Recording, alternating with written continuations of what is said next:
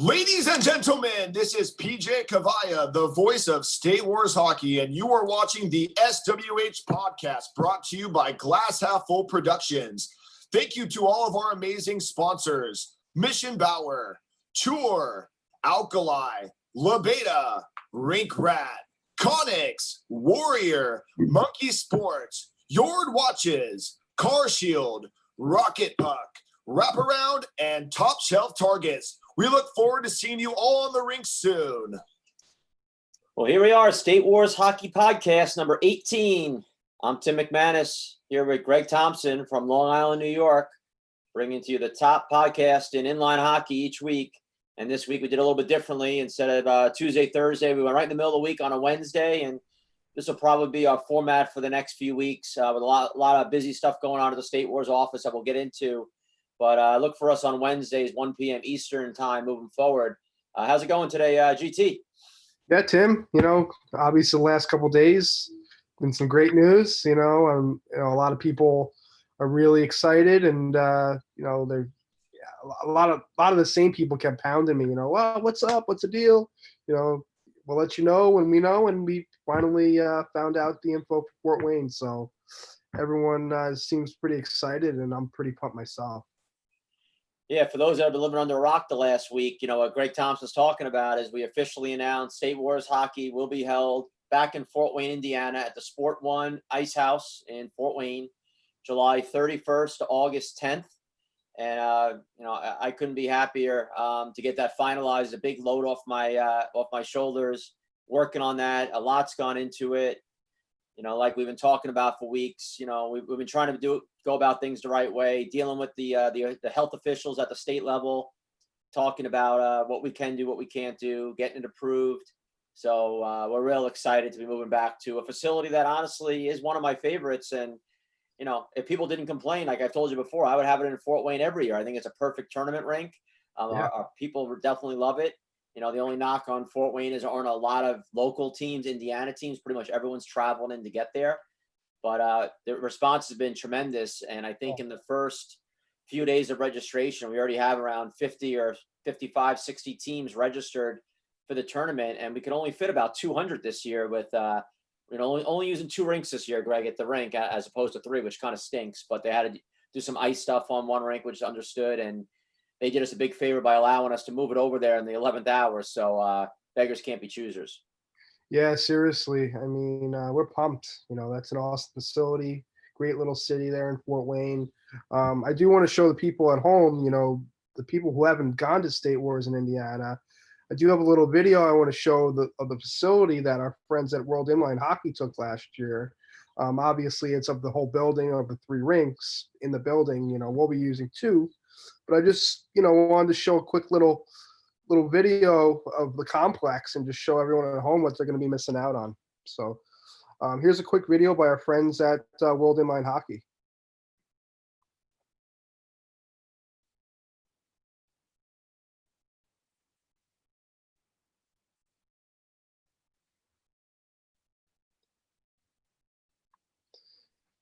Yeah, so obviously that wasn't, the lobby area and downstairs, but that was a top view from the bar, from the sitting area.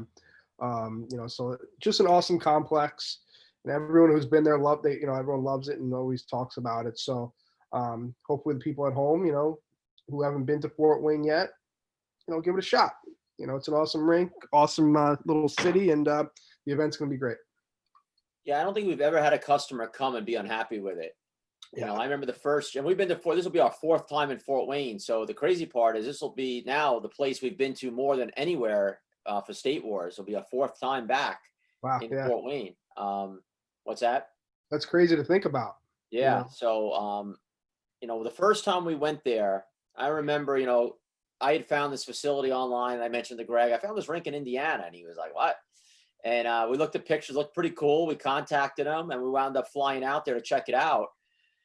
And I remember the first time landing in Fort Wayne, they have a small airport there you could land into, which is pretty convenient. It's only 15 minutes from the rink.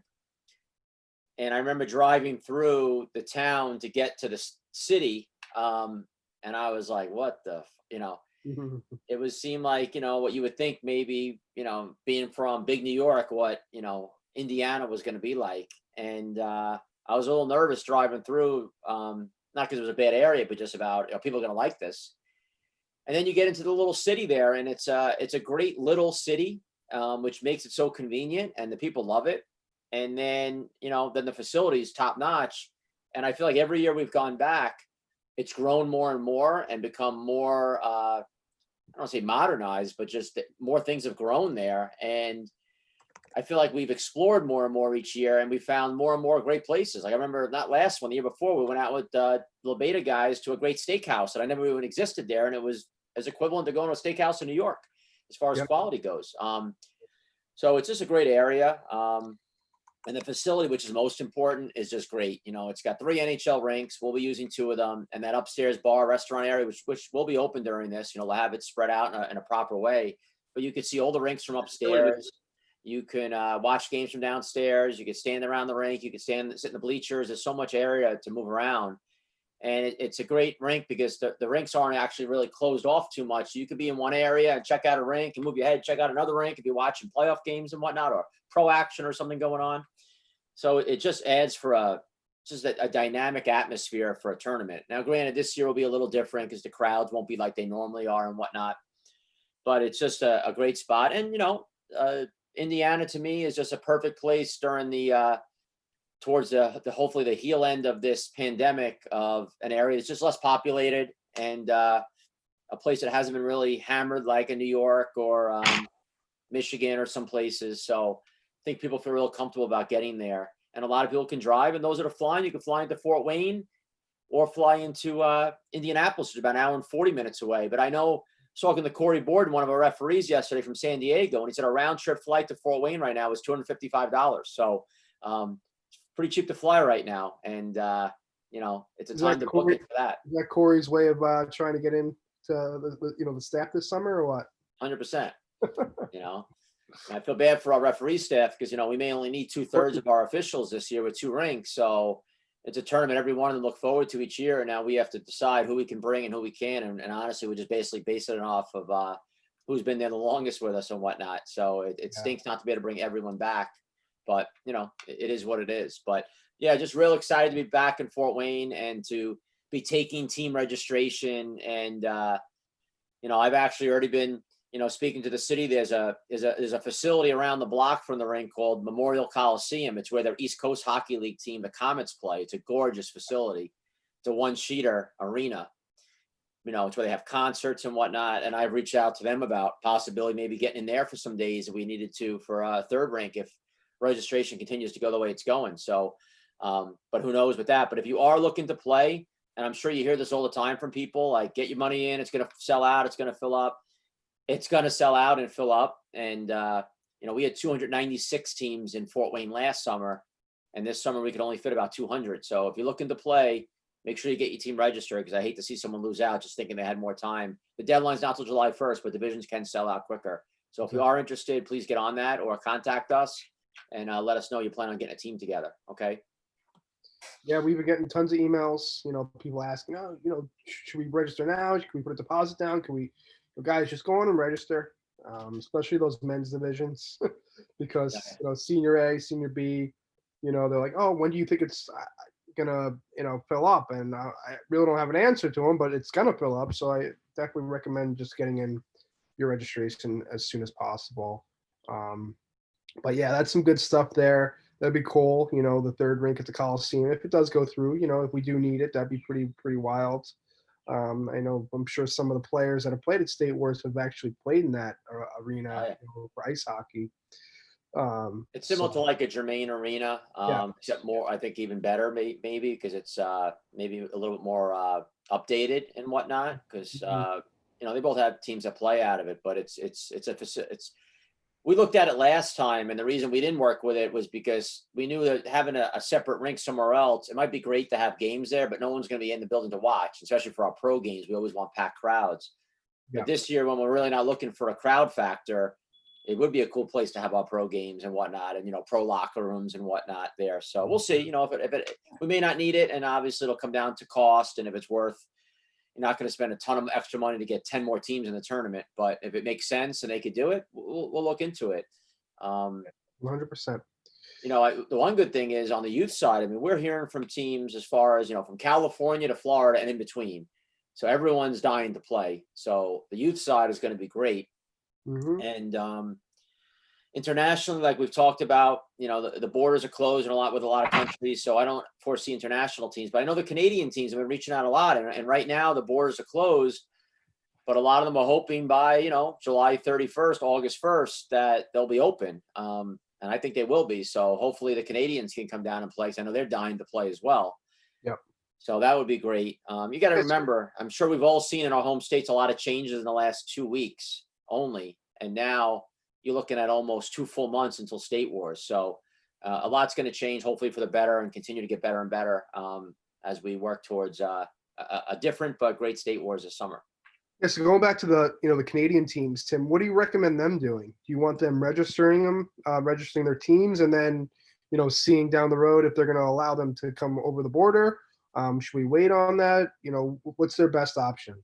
Yeah, I mean, I think they still should register just to hold a spot. And then, come beginning July, we could, decide then, like, how's it looking and whatnot. I would just hate for them not to register and the division fill up. Because basically what I did when I had to put this block schedule together for this tournament, and it's not easy, I had to guess how many teams we're going to have in each berth year in every division and how many we could fit. So let's just say it's a 2009 division. And I said, all right, we're going to have 8 teams. Once we get to 8, that division's cut off. And the only reason it'll be able to increase that would be if we get that 3rd rank, which is a maybe, or if another division in that block is having less teams than we thought, and we could add more to another division. But we're limited. I have games based right now from 6 a.m. to midnight every day based on the block I put together. So we're really going to have to be strict for the first time ever on cutting divisions off, which stinks. But unless we get that 3rd rank, that's what we're going to have to do. So I would always register, and then we'll have a conversation again in July. And if they can't do it, we take them out, and then we'll fill someone else in that last few weeks. All right, one more thing before we get into the podcast. Our two great guests today, but hotel wise, I have a lot of people ask about hotels. What should they do? Should they wait? Should they book? What do you recommend here, Tim? Yeah, well, no one should be booking yet. Everyone this year has to book through. It's a state of play tournament, and they're very strict this year with us being in specific hotels, especially with the virus and whatnot, and what hotels are part of the tournament. Okay. So we have a new housing bureau that's Travel Team Source, I believe they're called, and it's a little different. PSC is no longer around that we worked with in the past. We have a new group. They're a great group. They do a ton of, not hockey, but tournaments all around the country. They're big with USA volleyball and a lot of other things.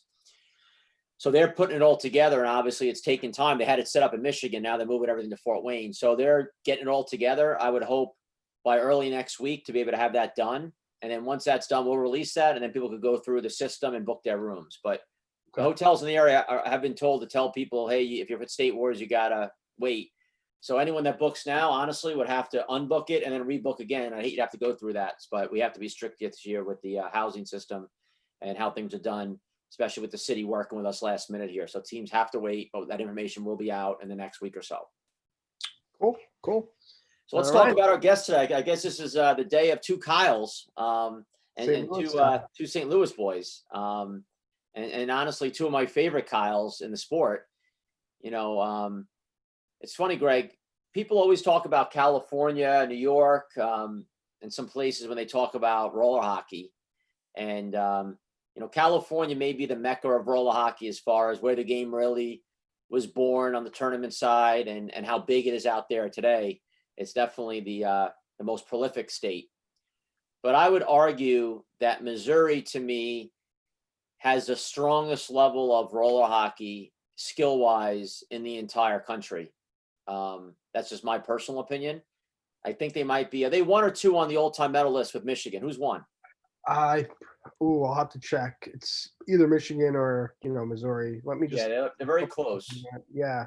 I thought Missouri might have been the top of AAA medals possibly. But it's such a dynamic state, and obviously we've been there many times with State Wars. You went to school there. Yeah, so I worked my first tournament in '97 there. What's that? Michigan has 1 more medal than them, and Michigan has more AAA. We do. Okay. Well, by 7. But it's pretty close. But looks like Missouri does have more AAA medals Okay. in total, but it's 2,207 to 206 combined. Wow. Yeah, I knew it was close. But to Crazy. me, Missouri is that place that I think of, an area that ice hockey, top players, and inline kind of connect a lot. And it's got so much history there. I know when I worked the Airs Nationals tournament there in 1997 at All American, and we'll get into that with Kyle Kraemer a little bit, because that's, I don't know if it's the first time I met him, but definitely a time I remember meeting him. It's always been a hotbed. The St. Louis Blast program when I was playing back in the day, our Valley Stream Wolves team, and then the Rock and Rollers, we were called. When we advanced to the top division, the St. Louis Blast were the top team, one of the top 6 teams in the country, and then traveling out there, meeting so many players. You think of players in the sport, how many have come from Missouri? It's been pretty crazy. You think of just this podcast alone, we've had Pat Maroon on, Rob Ferrara, Cody Kettler. And now we got 2 more today.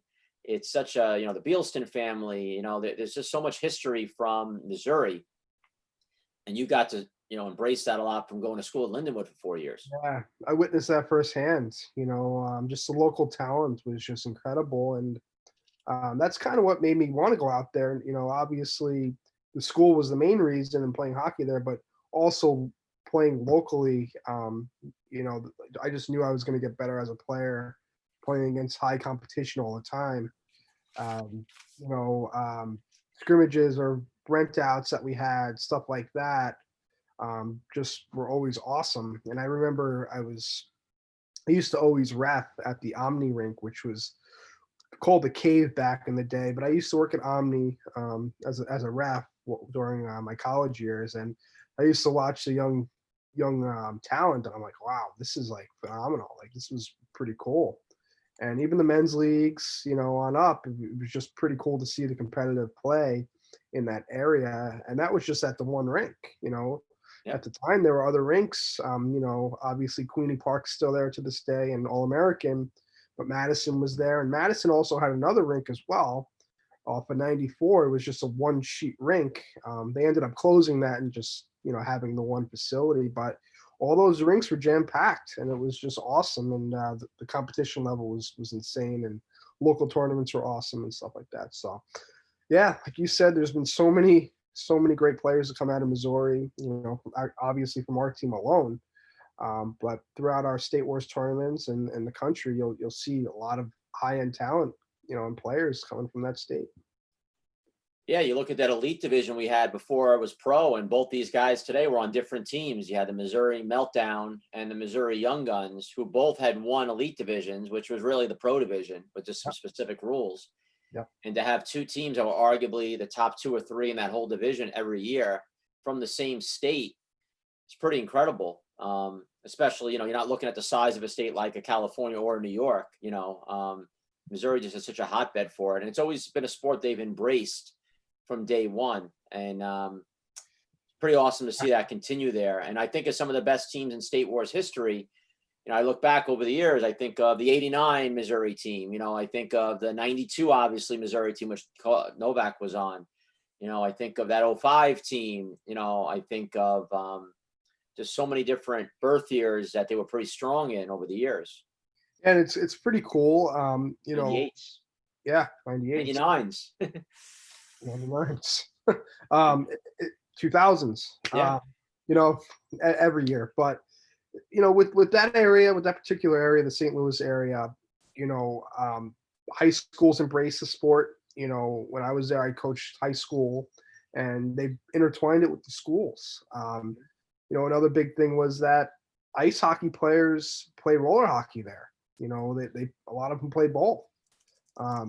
Obviously, I think that's died down a little bit these days, but over the years, if you're a high-end ice guy, a lot of the high-end guys played roller hockey too.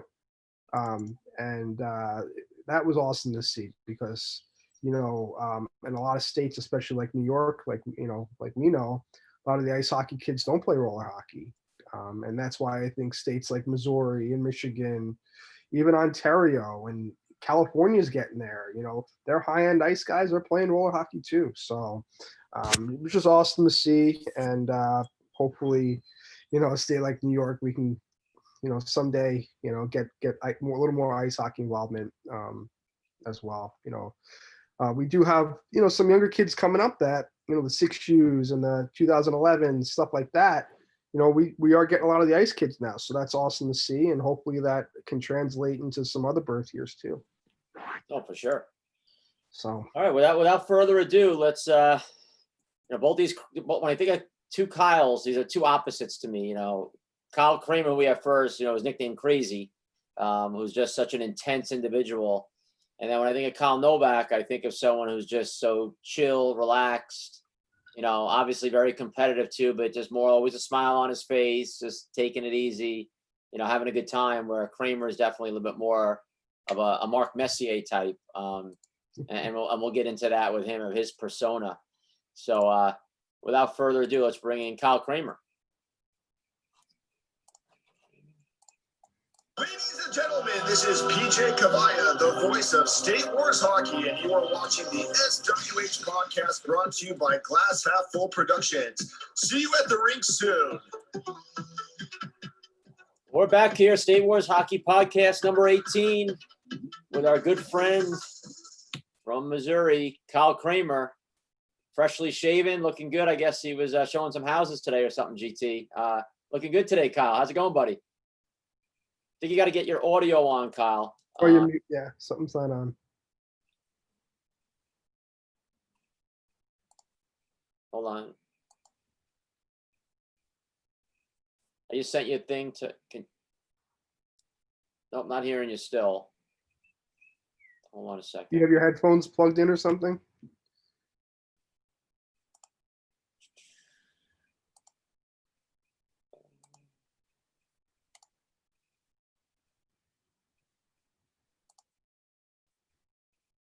Why we're not hearing them? Hold on a second here. A little technical difficulties here.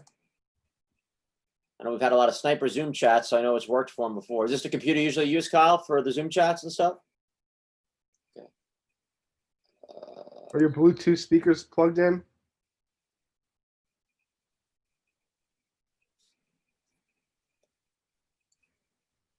While Kyle's figuring that out here, try to figure out your speakers here, Kyle. We're gonna bring up some birthdays we got, Kyle, Greg, right now. I think Kyle's gonna try to go out and come back in if he could. So today's birthdays, we got Brian Rosen from Long Island, New York, who's one of the Empire players, playing 35 and over with those guys. I see Nick Damasi, former sniper back in the day, 88 from our team. I see tomorrow JC Capagna, big time State Wars player. Then I see on Friday, Nick Delamorte, senior. Oh, man. His birthday, right, on Friday there. Yeah. And still not hearing Kyle. Then over the weekend, I see Todd Johnson's birthday over the weekend. And anybody from you, Greg, you see there coming up? Louis Stockwell as well from Michigan. Okay, yeah. Yeah, we hear you now, Kyle. Oh man, about time. I don't know what happened. Yeah, us either. We're doing some birthday shout outs to kill the time while you were figuring that out here. Yeah. What was good there, Kyle? You showing some houses today? What's going on in Missouri today? Yeah, I was working pretty hard today, showing a few houses, some investment properties, and just the grind is back here in St. Louis. I think things are starting to open up a little bit. It's kind of funny, like each day, like this is going on, you see more and more people coming out, right? Traffic gets more on the roads, and so it's a good sign. I mean, it's definitely positive here. Real estate market's pretty good here, so it's I'm kind of back to the normal grind. Yeah, I said here in New York, it'll only take a few weeks, so people will be bitching about how much traffic's out there. So you're back to normal when you're driving down the Parkway and someone beeps at you, gives you the finger, and blows around you. So no, it's great. I mean, it's actually kind of exciting to see. I mean, it's a positive sign to me when you see that. So. Right. Almost looking forward to getting cursed out here. Yeah, I mean, when it first happened, there was like nobody on the roads, and it was like ghost town. Now it's like people are eating lunch outside. It's like I said before, it's very, very positive here. So yeah, today here in New York, well, actually Long Island, we're in phase 2, and the restaurants can do outdoor seating. and barbershops and nail salons, all that stuff. Salons can open up as well. Yeah. So yeah, we're moving in the right direction over here as well. So Yeah. I need to get a haircut. I got a haircut about 4 weeks ago, and you have to wear a mask now. So things are a little different. Right. But So let me ask you, Kyle. So, obviously we've known each other for a long, long time. Yeah. Just tell our viewers a little bit. How old were you when you started playing hockey? I know you played soccer as a kid too and stuff. Like, what got you into hockey? And we were just talking about what a hotbed Missouri is for inline hockey, but when did you start on the ice, on the wheels? What got you into it? And just a little bit about your beginning. Well, yeah, I mean, so I was, I would say, I grew up playing soccer, like in baseball my whole life. And then like around 7 years old, I never ice skated. I just, my dad and I went to it was called Kmart. You ever heard of that back in the day? They're all gone now. But I got these really like shitty rollerblades with like the neon green wheels and everything. And I went up to try out at Ronnie Beal's thing, trying spinning wheels. Back then it was like a wooden floor. I had no idea what we were doing. I mean, we had no idea. We just literally picked up like a package of skates, put them on. I taped my stick like ice hockey. I wore the ice hockey pants, the shin guards. It was real embarrassing if I look back at it now. And I just, played. And I told my dad that I wanted to, keep going back for more. And it was like an open tryout for like an 8-year-old session back then for league. And what made you want to play hockey? Did you go to spinning wheels, see kids skating, and then you got into it? No, I was just always, I was always like I think I was always a blues fan growing up, watching on TV. And I just always wanted to try new sports. I played soccer and baseball, and I tried basketball. I get so many fouls, it'd be stupid. I couldn't play it.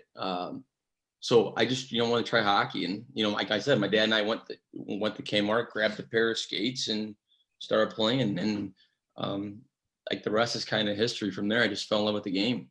And then I started playing ice hockey at the age of like 10 or 11. Okay. But roller hockey was like, that's how I got started in hockey. I mean, it wasn't ice hockey. My main focus was roller hockey. And Ronnie Beilstein kept inviting me back to play up a year, several years. I used to play with like JP and those guys back in the day, and I was just getting crushed, but it was fun for me. It was challenging. Now, people always talk about tournament hockey, and some people like me, obviously, tournament hockey is what makes a sport. I do think it's a tournament sport.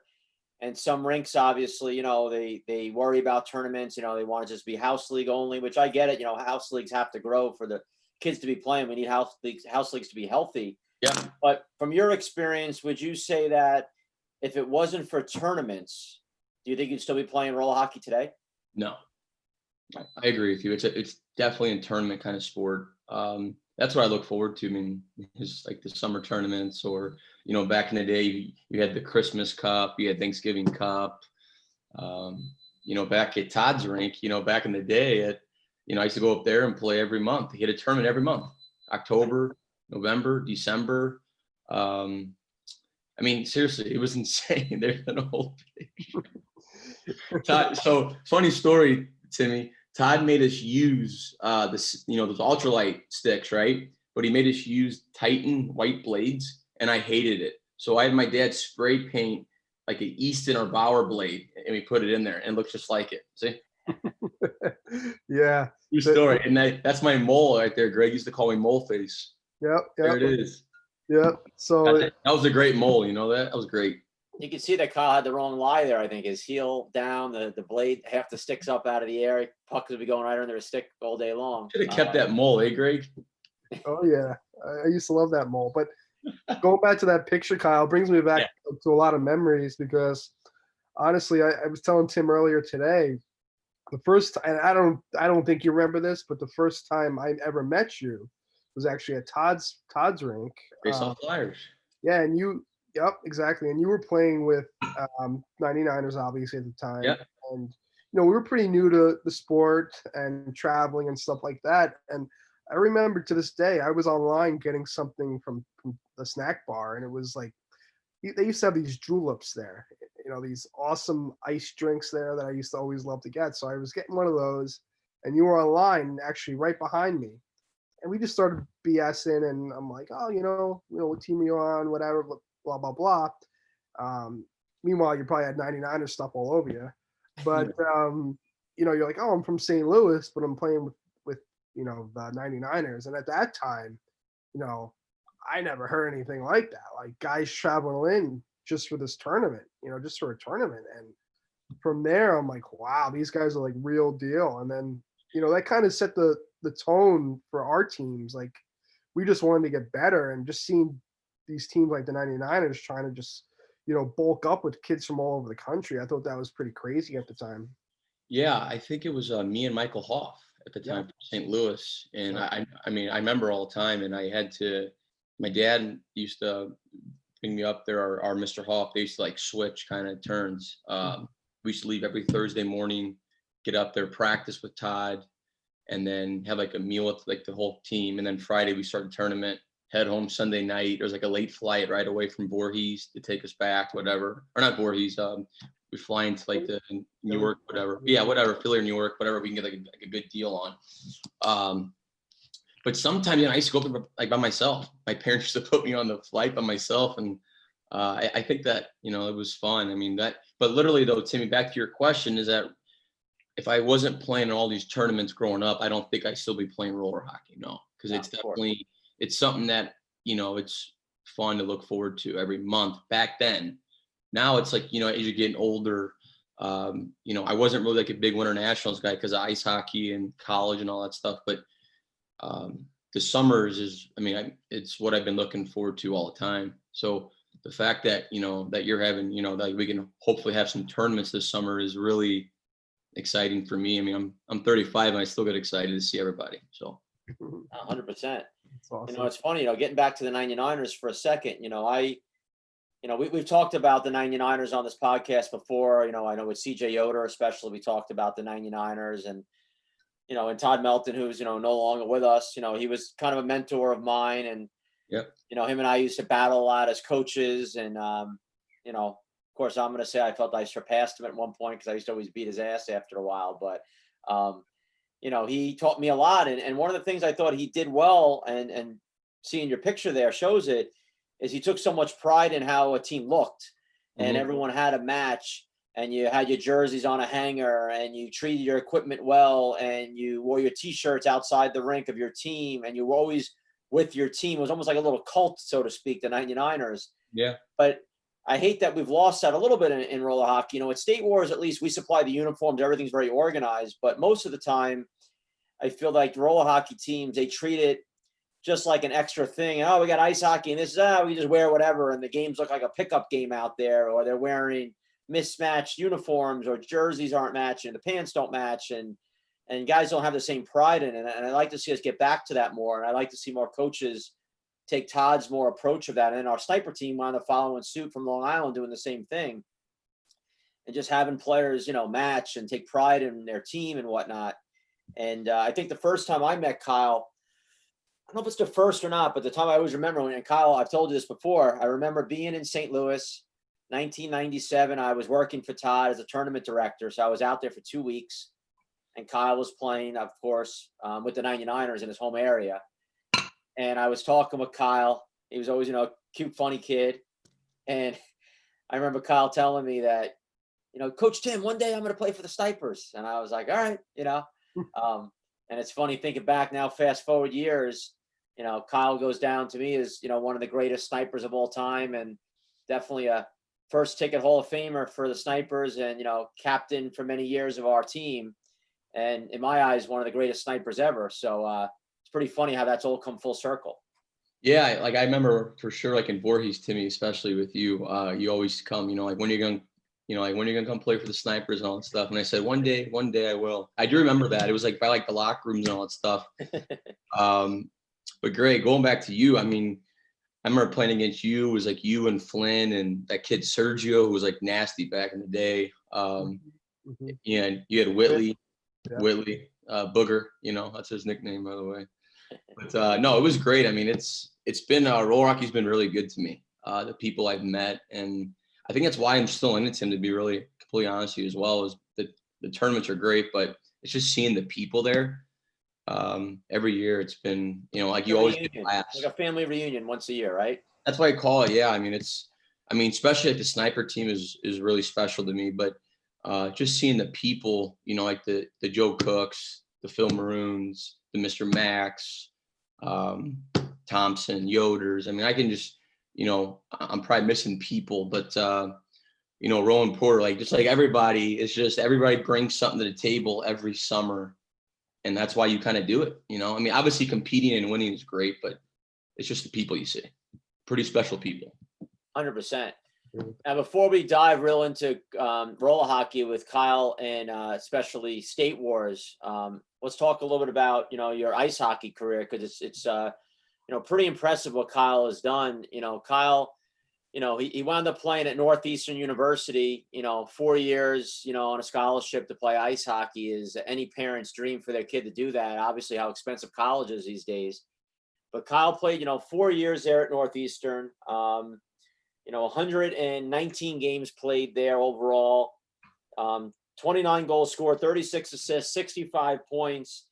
And in the 2009-10 season, led the team in goals with 17 goals on the season.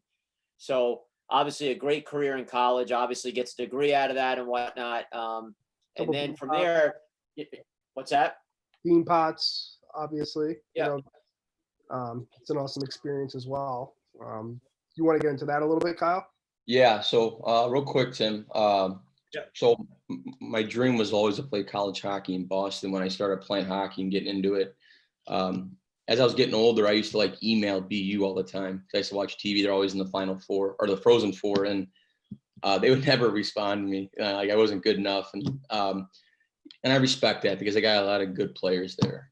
So when Northeastern reached out to me, it was a no-brainer. I wanted to go there. It was right in the city, and I was super excited. And playing the Beanpot Creek, I don't think there's a better experience for a college hockey player, unless you played in the Frozen Four. But at the Garden at 7:00 at night, playing BU or BC, sold out crowd, 17,000 people there. It's pretty neat. It's a pretty special moment that I will never forget, I guess. Awesome. Yeah, and then after college, Kyle went to play in the East Coast Hockey League.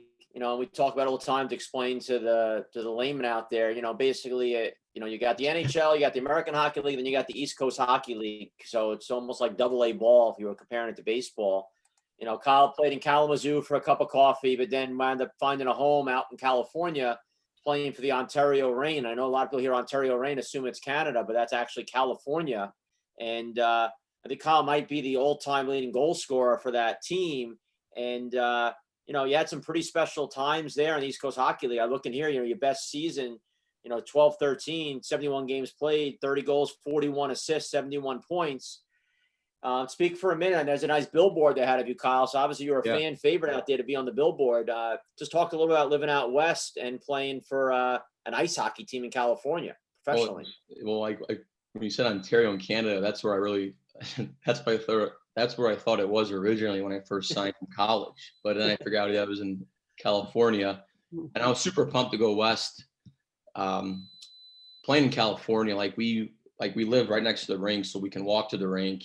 It's December out, and you're walking in your Converses or sandals and shorts and t-shirt. It's fantastic experience to go play ice hockey in California. Ontario was special to me because like you said, I was there for 3.5 years, 4 years, and you don't want to be in the coast too long, but unfortunately I was. So I was one of those guys. And I found a home there. I met great people, great fans, and I did a lot of stuff in the community that I think kind of grew me to that place. Great times. The arena was beautiful. I played with Matt White there, for a short stint before I got traded to Colorado. But other than that, it was just everything about it was first class. The rink was awesome. We had great fans for the East Coast Hockey League. I think on Wednesday nights we had about, I'd say 65 to 700 people. And then Friday and Saturday nights were almost completely sold out. So, as far as a pro experience wise and thinking that, you're playing pro hockey it was a good arena, good atmosphere. Yeah, like you mentioned, you got traded to Colorado. You spent some time there, and you had a quick little bit in South Carolina. I remember you not enjoying your time down there too much. But overall, I mean, you played 344 games in the East Coast Hockey League, 128 assists, goals, 157 assists for 285 points. Pretty impressive stats there. Overall, I mean, that was your career, right? I mean, you didn't make the NHL. That was your NHL. You got to be pretty happy with your stats there and your time there. Yeah, I mean, I'm always happy with what I've accomplished, but I still thought I could have done better. I came up a little short and on my own, and I'll take blame for that. I could have been a little mentally tougher at times, and I think that's like my knock. Everybody knows it, so that's a big problem. But Colorado was great, Tim. Like you said, it was a great place to play. South Carolina, I had a cup of coffee there. I was kind of older. I was like 31 years old at the time, and in South Carolina, you drive everywhere, like you bus everywhere, and I just couldn't handle like the bus trips anymore. We leave Thursday night and we get down there. Sorry, we leave Wednesday night, get down there Thursday at noon, and we left at like 6:00 p.m. Wednesday night. And then you get off the bus, you change. And Colorado, we flew everywhere. I was kind of spoiled for the East Coast League. We flew literally everywhere. So I wanted to go back to Colorado, and both teams worked out a trade for me, and it worked, and that was great. I ended my career there. Colorado was a really good home to me. They're a great organization. They're in the American League now, as well as Ontario. But I would say that Colorado was legit. They could be an NHL organization, how well they run it there. And it's got to be tough too when you're getting older. You're 30 years old. You've been in the league for whatever it is, 8, 9, 10 years, and you got these young guys coming in that are 24, so excited, like they're pro hockey players. They want to go wild all the time, and you're just kind of like, I'm over this a little bit. Well, I just knew. I mean, I used to be the guy that goes in the corners all the time and just get going in there. And I guess my pride is getting the corners, and I just didn't want to go in the corners anymore. I was just like, I'm done. And then these young guys that were just so hungry, and I was just like, it's kind of like it's State Wars now. It's so young, the pro division, and the way it, I can barely hang anymore. Craig, you and I can barely hang still. I mean, we're there by a thread. It just like I just knew I was done. Good career. I should have went over to Europe. I kind of regret not playing a year over there, paid for. I didn't do it, so here I am now. You got to move on. Right.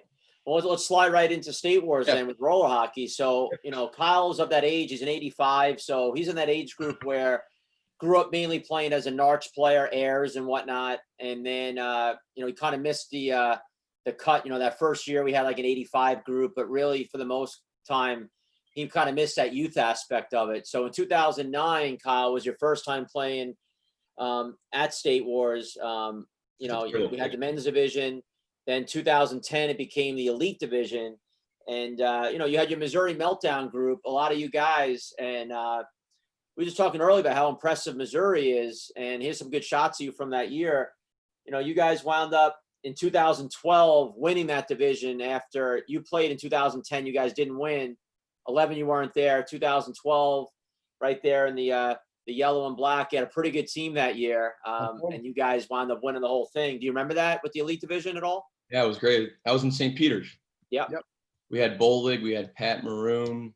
We had a really solid team. Garsh, Mikowski, O'Kane, Bruce.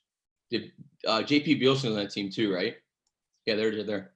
Fudgy, what a guy. Sully, Tallow. Jack Combs. That's a great group of people right there. I'll tell you that. And do you remember who you guys beat in the championship that year? Hold on, give me a second. I know it wasn't. Was it California? Yep, California. And it's pretty cool. You think about it, you're playing at home in St. Peter's, which that was our first year there. Such an amazing arena. And again, we had such crowds at these games. And it was before the pro division. But, Pat Maroon, NHL, is on that team. He scores the first goal of the game in that game. And then the empty netter end of the game was Brandon Bolig, another NHLer. So we got 2 Stanley Cup winners on that team. And beating a pretty good California team. I'm looking at the team here. California, Archie, Skylar Hoare, Tommy Neer, Jamie Cook, Tim Krause, Georgie Barber, Aaron Moss, a good Cali group. But you guys, Kraemer, Bolig, Mikowski, O'Kane, Bruce, Maroon, Tallow, Garsh, Maroon, Combs, Sully, Thomas, Brown, and goal. You guys were just stacked. And you beat your buddy Troy Redmond in goal that game. Yeah, and he's not easy to beat. No. You beat Redmond, you better tap yourself on the back because you're not going to beat him too much. When you beat Redmond, you should be happy. Starting in 2015, though, we raised the bar for pro hockey and roller hockey and started our Palma Pro Invitational. And obviously, you and I had talked many times about getting ready for this new division for the Snipers, as that's our team. But do you remember that first year and just what your feelings were immediately knowing that, hey, I could tell already, even when the schedule came out and see what teams are in it going, this is a little bit different kind of pro division? All I know is that when that came out, like the whole, like the rosters for everybody and the teams, and I just knew that first of all, I mean, it is the best pro division tournament out there. There's not even a question in my mind. But then after you play in it, even like the first year, I was like, this is no joke. Like you don't come out and it's no knock on, it's no knock on other teams. It's just like, it's a very competitive division, and to play every game is so meaningful. And every game's meaningful, and then like every point, right? It's for your standings. And the competition there was just like, I remember telling Jack Combs, I'm like, holy shit, man, this is a tough division. Like, you remember, Kyle, that first year, our first game we played Go With the Fro, and it was tied or whatnot, or early in that game we came back to win 3-1, but then we lose to Palma game 2, 4-0, and then the Mudcats beat us pretty good 8-5. They smoked. And we're 1-2 suddenly, and we thought we were the shit at that point going into the tournament. We were Narts champions a few years in a row. We had won tours. We were the team, we thought, and we had a pretty good squad there that year. Yeah. And we had to beat the Border Cats to get in the playoffs, and we crushed them pretty good 8-2. And then I had to play them the next day again in the playoffs, and we beat them again, which wasn't easy. And then we had to play Palmer again. We beat them 3-0, and then we have Alkali, who also squeaked in, and we had a great game in the final. But up until that point, there was a point I remember talking to Joe Cook, and we thought we were the favorites going in, him and I, and we wound up both being in the final, which was funny. But we talked about it on day 2, and I remember sitting down having, holy shit, like, there's a good chance neither one of us are going to even be in the playoffs. Well, I just remember, I mean, I can definitely say that I think, and we can probably all agree to this, that the whole Sniper team, I thought we took it a little lightly, and it punched us right in the face. And our backs were against the wall playing the Border Cats that night, the 4th game. The fact that we had to play them again, and not remember, the Border Cats beat Alkali, and they beat somebody else, right? Like they had some big wins that tournament. Like they were on fire. So the fact that we beat them twice like that, and they were a hell of a team. They had Hawkins then. I think they had Spezia too. I'm not sure, but they were a really good team. The fact we beat them twice, just gave us our confidence back. And then somehow that Palma game was insane. That game could have went either way. I think Troy Redmond won that game. I mean, he stood on his head for us in that game. And then playing Alkali in the finals, I mean, they were the young team coming in, and they were, man, were they talented, with No and Kettlers and Novak. Who was our goalie at the time? Zach Lane, who always beats us sometimes. I mean, they had a great team. So just overall, the whole tournament to me was you don't realize how hard it is, but every game, every minute, if you're sleeping on one play and they score a goal, that one goal can ruin your whole tournament and be done because it's so tight. Because it's so tight to the division. No, for sure. And I know Greg's bringing up a video here. So let me set the stage here. So this is when we played the quarterfinals against the Border Cats. We wound up winning this game 4-2. But at this moment here, we're down 2-1.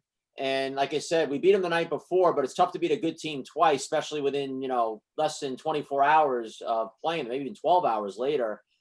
And Kyle Kraemer just does his thing. I know he's mentioned that he's not as much of a goal scorer as he used to be, which I still say that is more mentally for him than physically. I think he still could be one of the best goal scorers in the game. But just let's run this goal here. A beautiful goal here. Our captain getting us going, which wound up propelling us to a win later on in the game.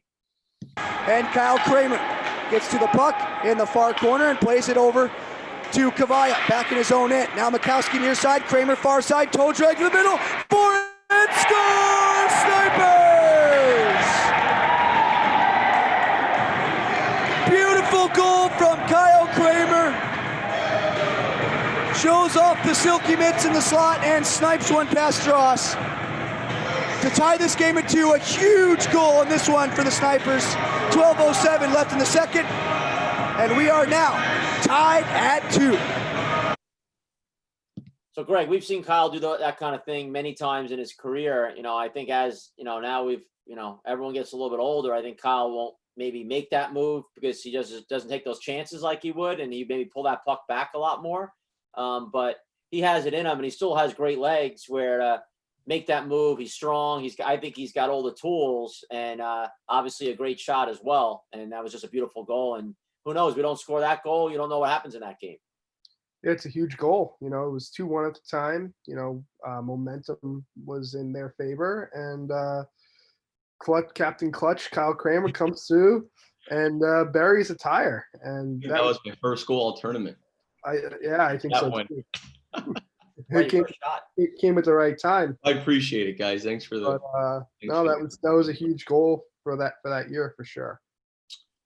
I think, sorry. One thing I don't think people realize about Kyle Kraemer, Greg, is people see Kyle as just this intense guy, and I think he could be the guy that maybe if you don't know him and he's against you, you hate the guy because he's so intense on the rink. He'll whack you, he'll talk shit to you, he'll do whatever to win. But when he's on your team, you're like, wow, I play with this guy any day of the week. Yeah. And I think the side of Kyle that people don't see that we see is just what an ultimate teammate and captain Kyle is. And I'm going to give a couple quick examples of that. I remember one year we were at Norwich and Kyle was hurt and he couldn't play in the tournament, but he was the first guy running back and forth to locker rooms, getting a wheel for a guy or a roll of tape, carrying sticks, doing whatever he could for the team, just to be that team guy where some guys wouldn't even have came if they were hurt, let alone helping carry stuff and get water bottles for guys and be a help to me on the bench.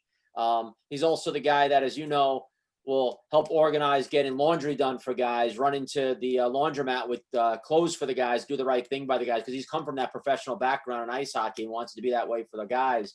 He'll set up team meals. He'll throw some money in himself for the team. He'll help with fundraising for the team. He'll just organize stuff, cars and everything for the guys. And he's one of the best guys to ever put wheels on his skates. So he doesn't have to do any of that. And I can make an argument that there's probably very few guys I would consider stars in our sport that would do any of that for their team. But that's Kraemer, and that's why guys love him on the team. That's why guys will play for him forever and they want to win for him. And, I remember being in Norwich one year and Kyle, pinning money to the wall, wanting to win a big game. And, who would score the game when he got? I think PJ Tallow won it that one year for us and couldn't wait to grab that money off the wall. But that's just Kyle. He plays those head games. He wants to get everyone going on the team. He's a great leader. And, besides being a phenomenal hockey player, I think he's got that intangible that I could argue that maybe I don't know if there's anybody else like him in the game. Well, I appreciate that. I mean, I really do. I think it's real important. Roller hockey, like people don't look at it like I feel like that I do. I think it's so important to take care of the guys and be professional, right? I think, for example, like laundry, I think it's so important, like in between games, especially when you're playing Sunday and you're playing 3 games. It's so important that guys have dry, clean laundry. So I don't mind, get older, you kind of know, like, you're kind of fading out a little bit, which is fine. Like, I'm okay with that. So how can I help the team win? It's, something as easy as doing laundry, which I know it sounds kind of like a loser thing to say, but that means a lot to me. If they're taken care of, I'm doing my job, and as far as competing, I am kind of like like an asshole on the rink at some point, but I just like to compete. I like to challenge myself and compete with people. And if there's the best player on that team, I want to run them over. It's my personality. There's nothing bad. I respect the guy tremendously, but on the rink, I'm going to run you over. It just is what it is. Or I might get run over. If somebody runs me over, you know what? I'm okay with it. Well, it's funny, Greg, we've been talking for weeks about The Last Dance and the Michael Jordan show. And we'll get into Michael Jordan a little bit with Kyle Novak coming up next, because I know he's a huge LeBron guy. But, I'm not gonna compare Kyle Kraemer to Michael Jordan because no one's Michael Jordan. But No, please what I'll don't. say about Kyle is he has that same intensity about I'm just here to win, and I don't care whose opinions or who's hurt their feelings. I'm not asking to do anything I wouldn't do. I'm just there to win, and that's what we're gonna do. And I love about our group with the snipers, and a lot of people don't see this maybe or they don't recognize it, is our guys are there just to win. Guys, even at the age our guys, they're not there to party and get drunk all day like maybe some teams might, or maybe we would have been like that 10 years ago. But we have an older team. We're not there to watch other teams play and just hang out and be buddy-buddy with everyone. When our team gets knocked out in the quarterfinals, I think before the next game even starts, half our guys are on the car ride home. Well, I'm driving home. Yeah, you'll never see guys smiling after a loss. And I'm not saying it's right or wrong, but you'll see other teams, they're all smiley or whatever. Our guys are just there for business. And Kyle, I think, leads that example. And I love it. And because I'm like that to a certain degree. With State Wars is a little different because I'm working. But if I was at Norwich or Torres coaching, I'm the same way. I don't think I've ever watched a game, after we were knocked out. I have no interest in it. I'm so mad that we lost. And I think Kyle's that way. And I love that intensity about you, Kyle. Well, yeah, I mean, like I feel like the first day, you get to these roller tournaments and like that's the day, like before the first game, you're talking to everybody, being buddy. And then after that, it's kind of like, let's get after it here. And like when I get beat, like we got beat by the Border Cats 2 years ago, that stung. That was not a good feeling. And, it really put a bad taste in, not only my mouth, but our whole team. That's why we came back this past year and, I thought won, but that's something that I take pride in. And I think our whole team does, like our core guys on the snipers, that, it's fun and we're going to have fun, but we're also going to, we're going to do our best to win, and whoever's in our way, we're going to try to knock them off. And there's a lot of great teams. I mean, that game last year with Black Ice, it could have went either way. I mean, they're a hell of a team, great kids. And I love to compete with those guys. I mean, DiMartino and I there's nobody better that I want to compete with him. It's fun competing against that guy. I love it, Mm-hmm. If he knocks me over, I'm going to smile because I'm going to knock him right back. And I hope he's listening right now too. So. No, I mean, you look at the Palma Pro Division. So 2015 to 19, it's been held for 5 years. Snipers have won 3 times, every other year, 15, 17, 19. There's a great team we had in 17. But, it's a tough division to win. And, here we go now, 2020, we're on that even year, which has been a bad year for us, the even year. So, yeah. And I think this year will be possibly the toughest division ever in the division we'll have. So, I mean, Kyle, what are the snipers in your eyes have to do? Because we are more of an aging team. I mean, it was good we had a Guzman last year, a young buck to help, but what do the snipers need to do this summer to keep that title? I just think we just need to, come out and play our game still. I think one thing we're good at is when we get down in games, because that's going to happen. It always happens at one point in the tournament. You got to face adversity. And I think it's so important that we just keep our cool, our calm, and we just stick to our game plan, which is just staying calm, which is hard for us to do. Get rid of our egos, which to me, that's something that you're really good at, is taking away like all our egos we got, because we have egos, and you do a great job of doing that. And I just focus on the little things, and that's slowing the game down, playing old time hockey, the old vet hockey, right, Craig? Oh yeah. I think as a coach, it's great for me to have these 2 guys here, because these are our 2 captains of the snipers that I know I can leave the locker room and they're going to talk to the guys, and the same message is going to be there whether I'm there or not. And a lot of times it means even more from the players when they're leaders, that they're on the floor where they're speaking to them, not just a coach standing there in dress shoes yelling at them or whatnot. So you guys are obviously together a great tandem leading the charge. Yeah, and I mean, I don't think there's anybody better than Greg Thompson as leader wise in the game. I mean, I learned a lot from him. I mean, even though I'm 1 year younger, I still learned a lot from him, and I still do. And I think a lot of guys, look up to Greg a lot, and I'm one of those guys as well, playing the game.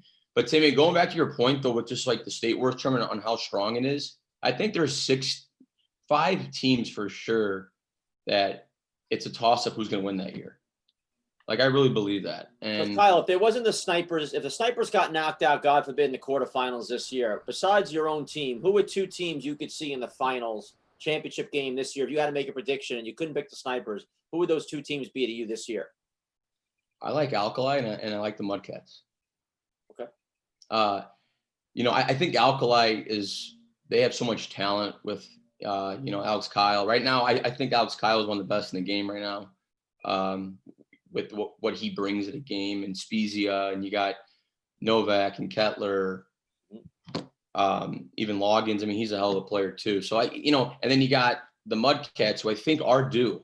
So it's, to me, I just think that. And what's amazing about that, Kyle, is, and Greg, I want you to chime in here.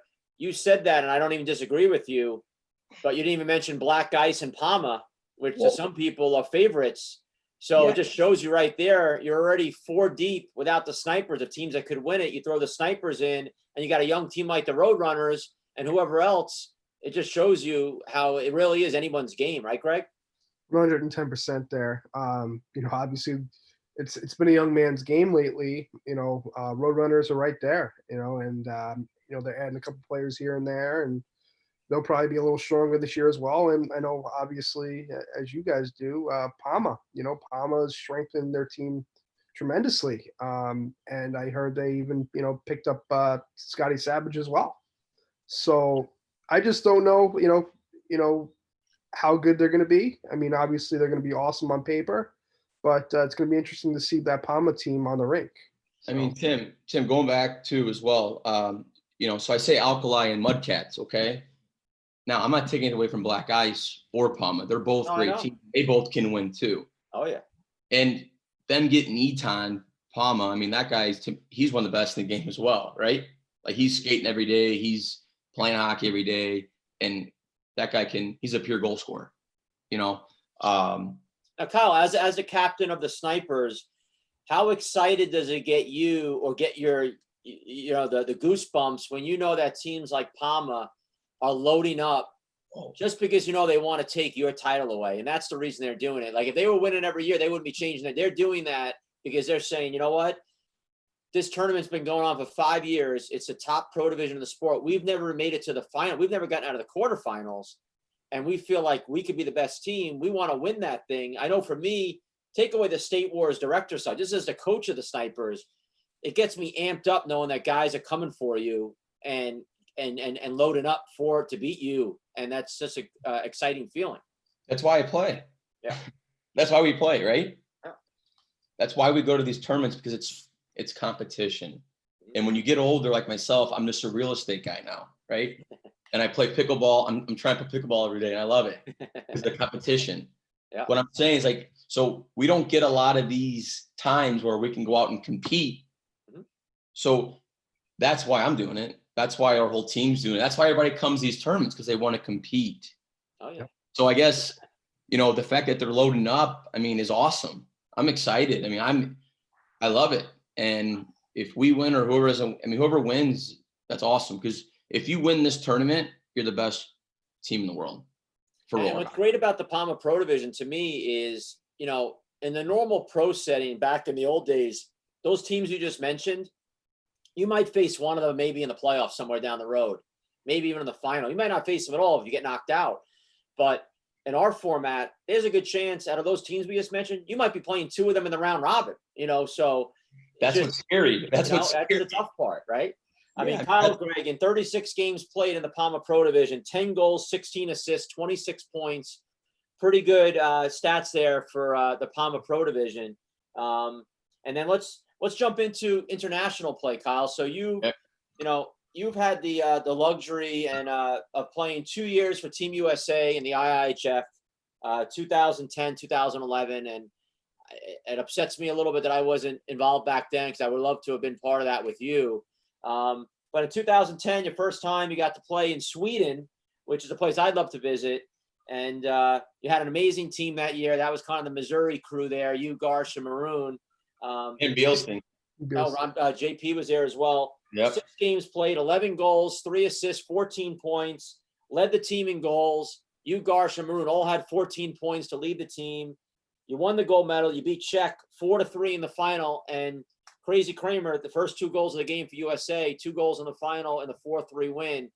What it feel like first time playing internationally, representing USA, and on top of it, winning the gold medal with some of your best friends from back home? Well, I got to thank you for getting me the tryout first, because you called Rob and said, give this guy a look. So I thank you for that, and you probably forgot about that, Tim. But yeah, you got me the tryout. You know what? That was honestly, out of all my trips, I think that has to be maybe number 1 or 2.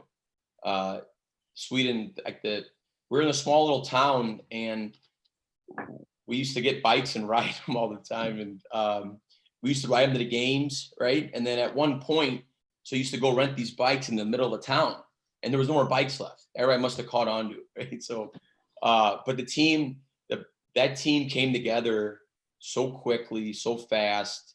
Everybody had each other's backs right away. We just bonded so quickly, and I don't know how it happened so fast, but it was like nobody was going to beat us that tournament. I felt like we had a great group of characters. Like we had a lot of mixture. We had CJ Yoder, he's arguably the best player to ever play the game, roller hockey. You had JP Bielstein, who brings another strength. You had Raf Rodriguez, who back then was probably one of the best defensemen. You had Joaquin Trevera. You had the Chief Sigmund. You had Reds. Pat Lee, who is another guy who's a legend in this sport. Every guy in that picture. I mean, I can keep going on. And then you had that's a Hall of Fame for players right there. If you look at that team. I mean, it's crazy. But that was one of the best times I ever had playing the game of roller hockey, and to wear a USA jersey was pretty cool. And the way Double I's did it, so I never played AAU, Craig, or anything like that, but the way Double I's did it was so professional, Tim. I mean, you've been there, Greg, you've been there. Everything was just very, very A+. Yeah, and then in 2011, you went to Czech. And as you know, beating the home team's not always easy. You still had a great tournament, 6 games played, 8 goals, 2 assists, 10 points. For a career in 12 games played, 19 goals, 5 assists, 24 points internationally, over a point a game, 2 points a game, I should say. But you lost to Czech that year, 3-2 in the final. As we know, the Czechs are a tough team. Greg and I saw it in Barcelona last summer. Yep. That's why it felt so good to beat them. But as high as the high was, I know how you are, and you couldn't jump in the car to drive home from Czech Republic. So it had to hurt a lot to lose to the Czechs that next year. Yeah, and just walk around the village just knowing that you just shit the bed. But that game was pretty cool as far as roller hockey is. It was pretty crowded there. Those guys, those European people can just shoot the puck, and I don't think we were used to that. Yep. They don't skate that well, but boy, can they fire the puck. And when you give them a power play, it's deadly. Yeah. Greg, I mean, you know that, right? Like those guys can just swat that puck. And that puck over there, it's like an ice hockey puck. So it was easier to shoot. I feel like roller pucks are lighter, and they're like, I have trouble shooting them, Those pucks were like more like ice hockey pucks. And I mean, you get on a power play with those Europeans, it could be over. So, I mean, and that's what happened to us. Yeah, especially in the early years, right? Like a lot of these European teams weren't great skaters, right? But their shots were lethal. You just, you couldn't really give them shots in the slot, or power play. No. But nowadays, teams like the Czechs and the Swedes and Finns, now their skating abilities really risen, and they're even more playing a lot more there, Greg, right? Some of these guys are playing year round now. So I watched you guys last year, and I mean, play Czech, and they look like they can skate. It's a smaller rink, but I don't think I can hang anymore with those guys. They can skate for sure. He'd be fine. So Kyle, let's go through some of our speed round of questions here. To let the fans get to know Kyle Kraemer a little bit away from the hockey rink. And by the way, we got Rowan Porter and Craig Merle on the message boards, just both saying what's up to the guys. So shout out to Roro Gorgeous and to Craig Merle. So Kyle, are you more? I know now you're a little Mr. Sophisticated now. You got the fiance, you got the real estate job, you got the house, you got the dog. Two dogs. Two dogs. Are you more of a beer or wine guy now? Lately, it's been beer. Yeah. Mm-hmm. What's your go-to? I've been doing just like this. It's called Michelob Golden Light. It's like Mich Ultra, but it's a little heavier. Okay. Nothing. It just depends. I mean, on like a nice hot day after pickleball, definitely beer guy. All right. I was gonna say here, pickleball or golf. Pickleball. All right. Call or text. Call. You're on an airplane. Do you recline the seat or no? I recline that thing as far as I can back. Just so everybody knows. Mac or PC? Mac. I know you're doing a lot of coaching now in ice hockey. So playing or coaching? Coaching. Over playing? Mm-hmm. Okay. Wow. Wow. If you're drinking water, room temperature or you like it chilled? Chilled. Chilled. Okay. Steak or chicken? Steak, no question. Missouri or California? California. Wow. Or Okay. Boston. What's that? What'd you say, Greg? California, Missouri, Boston. That's right. Favorite movie of all time? Gladiator. Favorite food? Timmy, this is not. You know me. I like to eat my food. Chick-fil-A. No, they got great. They got like a great bowl there. But no, Where are those chicken cutlets? chicken parm. Yeah. Favorite music? Country. Kenny Chesney. Kenny Let's get Chesney? strong. Okay. Gretzky or Lemieux? I gotta go with Lemieux because he's a righty. LeBron or Kobe? Not even a question. 24 all day, every day. That's right. Out of all the guys in the Palma Pro division, take our team out of it.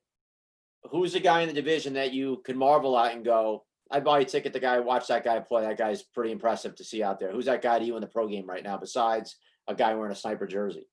Can I pick 2, 3? Sure. I pick 1. You can pick 2. Cal Kafuk. I think he's young and his shot's unreal. And I would say, after last year's performance, KJ. After what he did last year in the semifinals and finals, he made a statement last year, and I think he was fun to watch. Now, and of all the years you've been playing it, and you could go way back with this if you want, but Yep. Who's the toughest D-man that you don't want matched up against you? And who's the goalie that when you score a goal on, you go, feel pretty good that I beat that guy? Well, he's on our team now. Reds. Take Reds out of it. Who's another one? Reds. Okay, I'll take Reds out of it. Okay, so defenseman. Oh, man, this is getting a little hard. Defenseman, I would say, who I hate playing against is probably Burnett on alcohol. Him and I get into it quite a bit, or we have in the past. Not as much. I'm getting older. I don't really care as much. But him.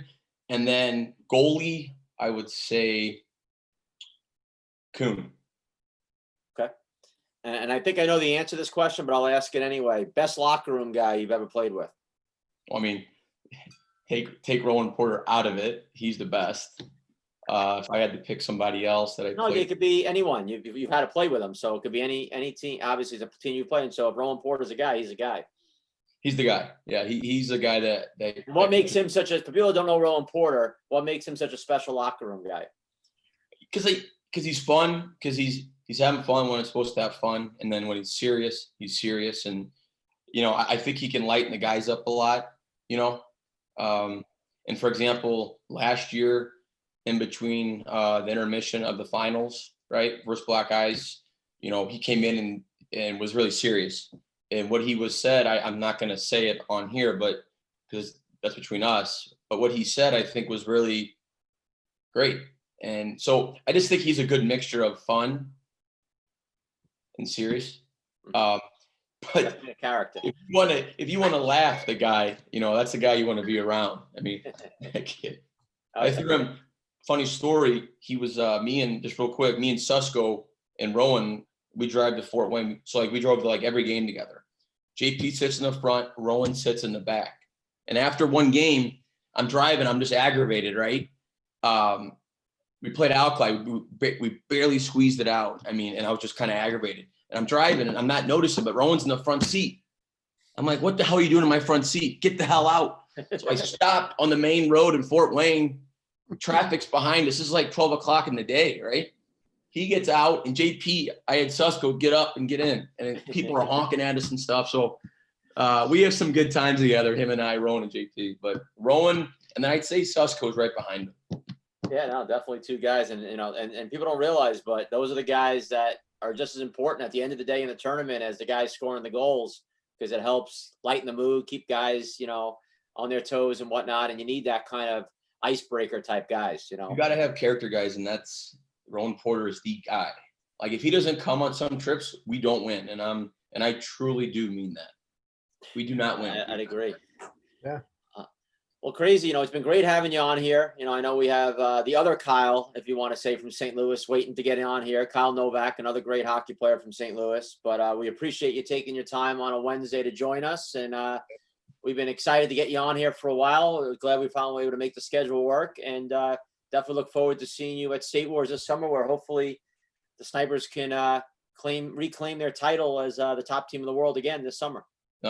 You know what? I appreciate you guys having me on. It was really fun. And I'll be filling water bottles up this year as well as laundry. So Grace, all right, buddy. well, it's funny. I just want to add a little something quick before you leave. I saw Whitley's little guy. Whitley's got a little guy now, and he had boogers all over himself the other day. So Booger Jr.'s on the way. that guy was a putz, wasn't he, when he was little? Booger. You Great guys guy. always Great guy. battle it out, that's for sure. Smooth skater. Great guy. I'll see you guys. You'll see him at State Wars this summer. See ya. I cannot wait. See ya. Later, buddy. Wow.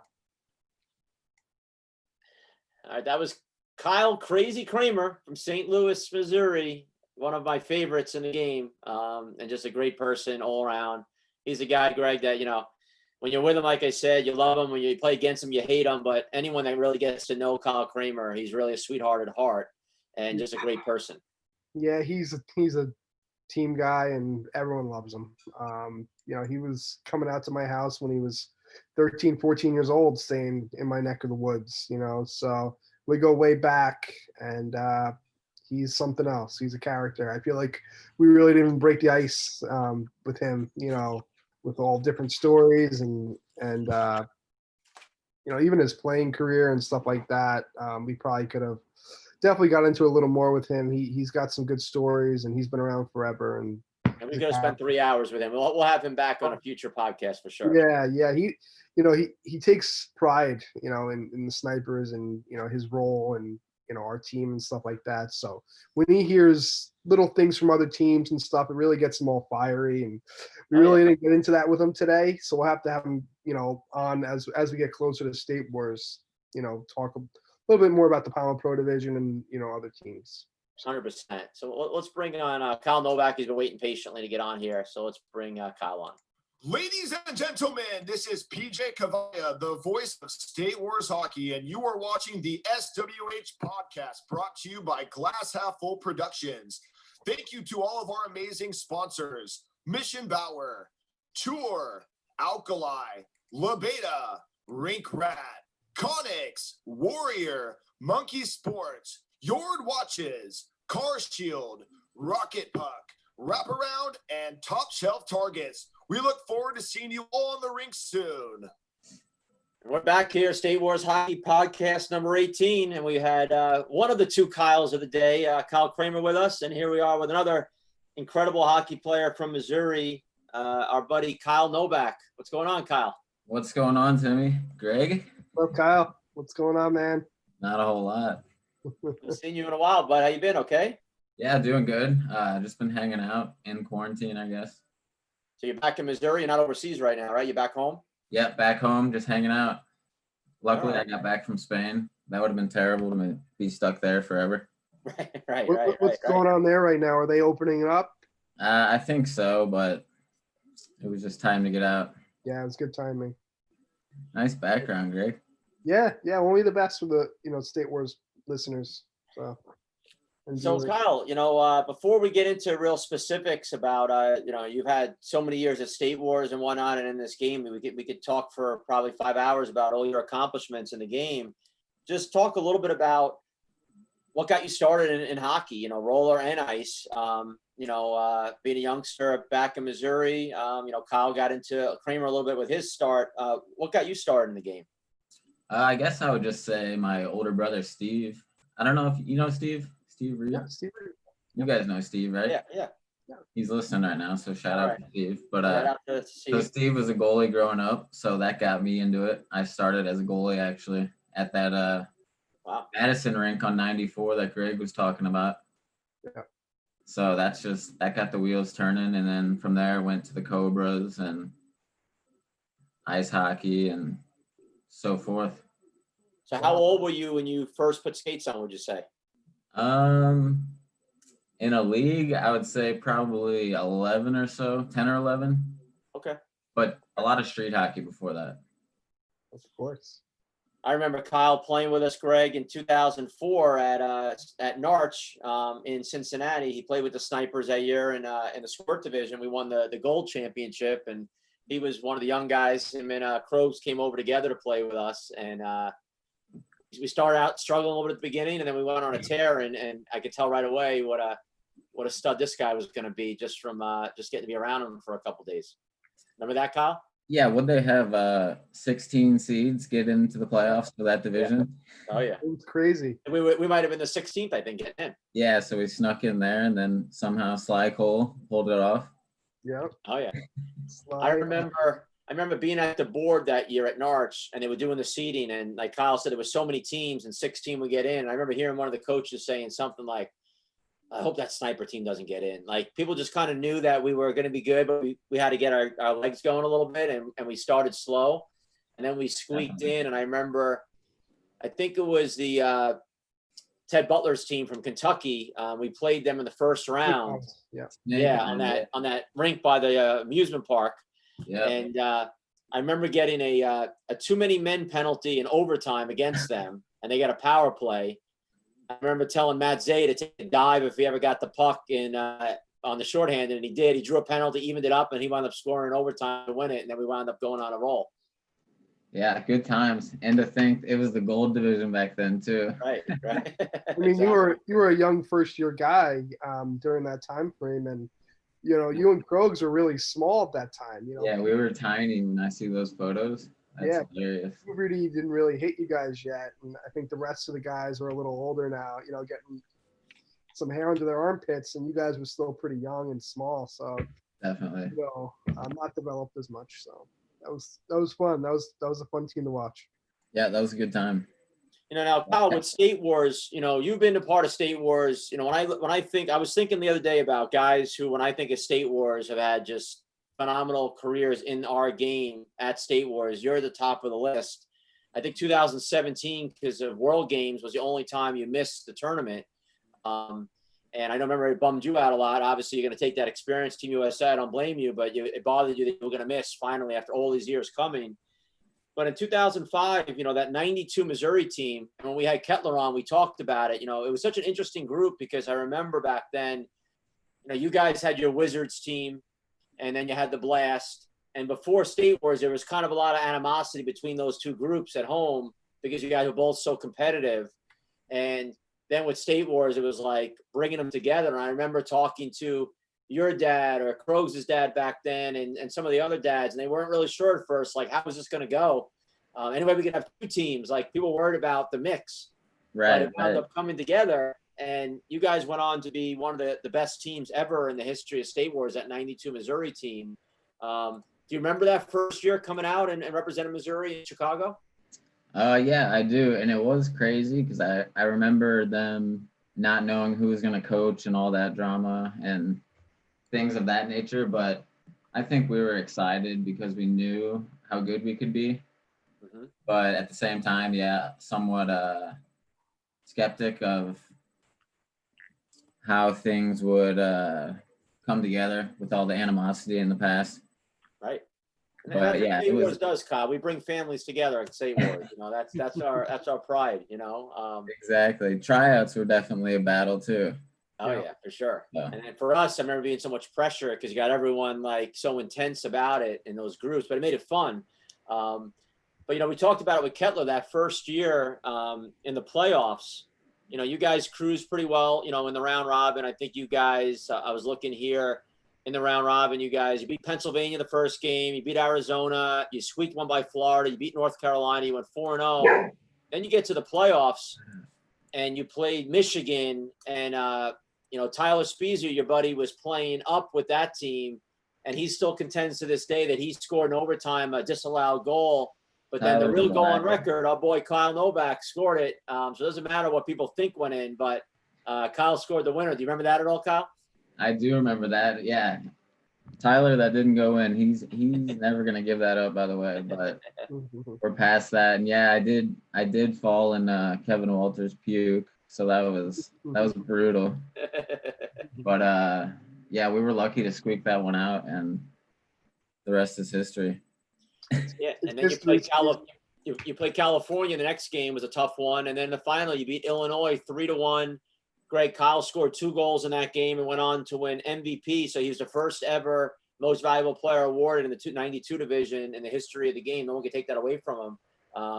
Kyle Novak won that, one of many awards he's won at State Wars.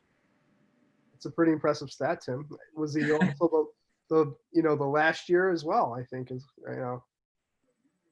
Yeah, I mean, you know, looking over the years, I mean, 2005 most valuable player, 2006 best defensive player, Team North America, 2007 high scorer, Team North America, 8 and 9 North America, 2010 Team North America and a scholarship winner, 2011 elite high scorer, 2012 junior high scorer and MVP.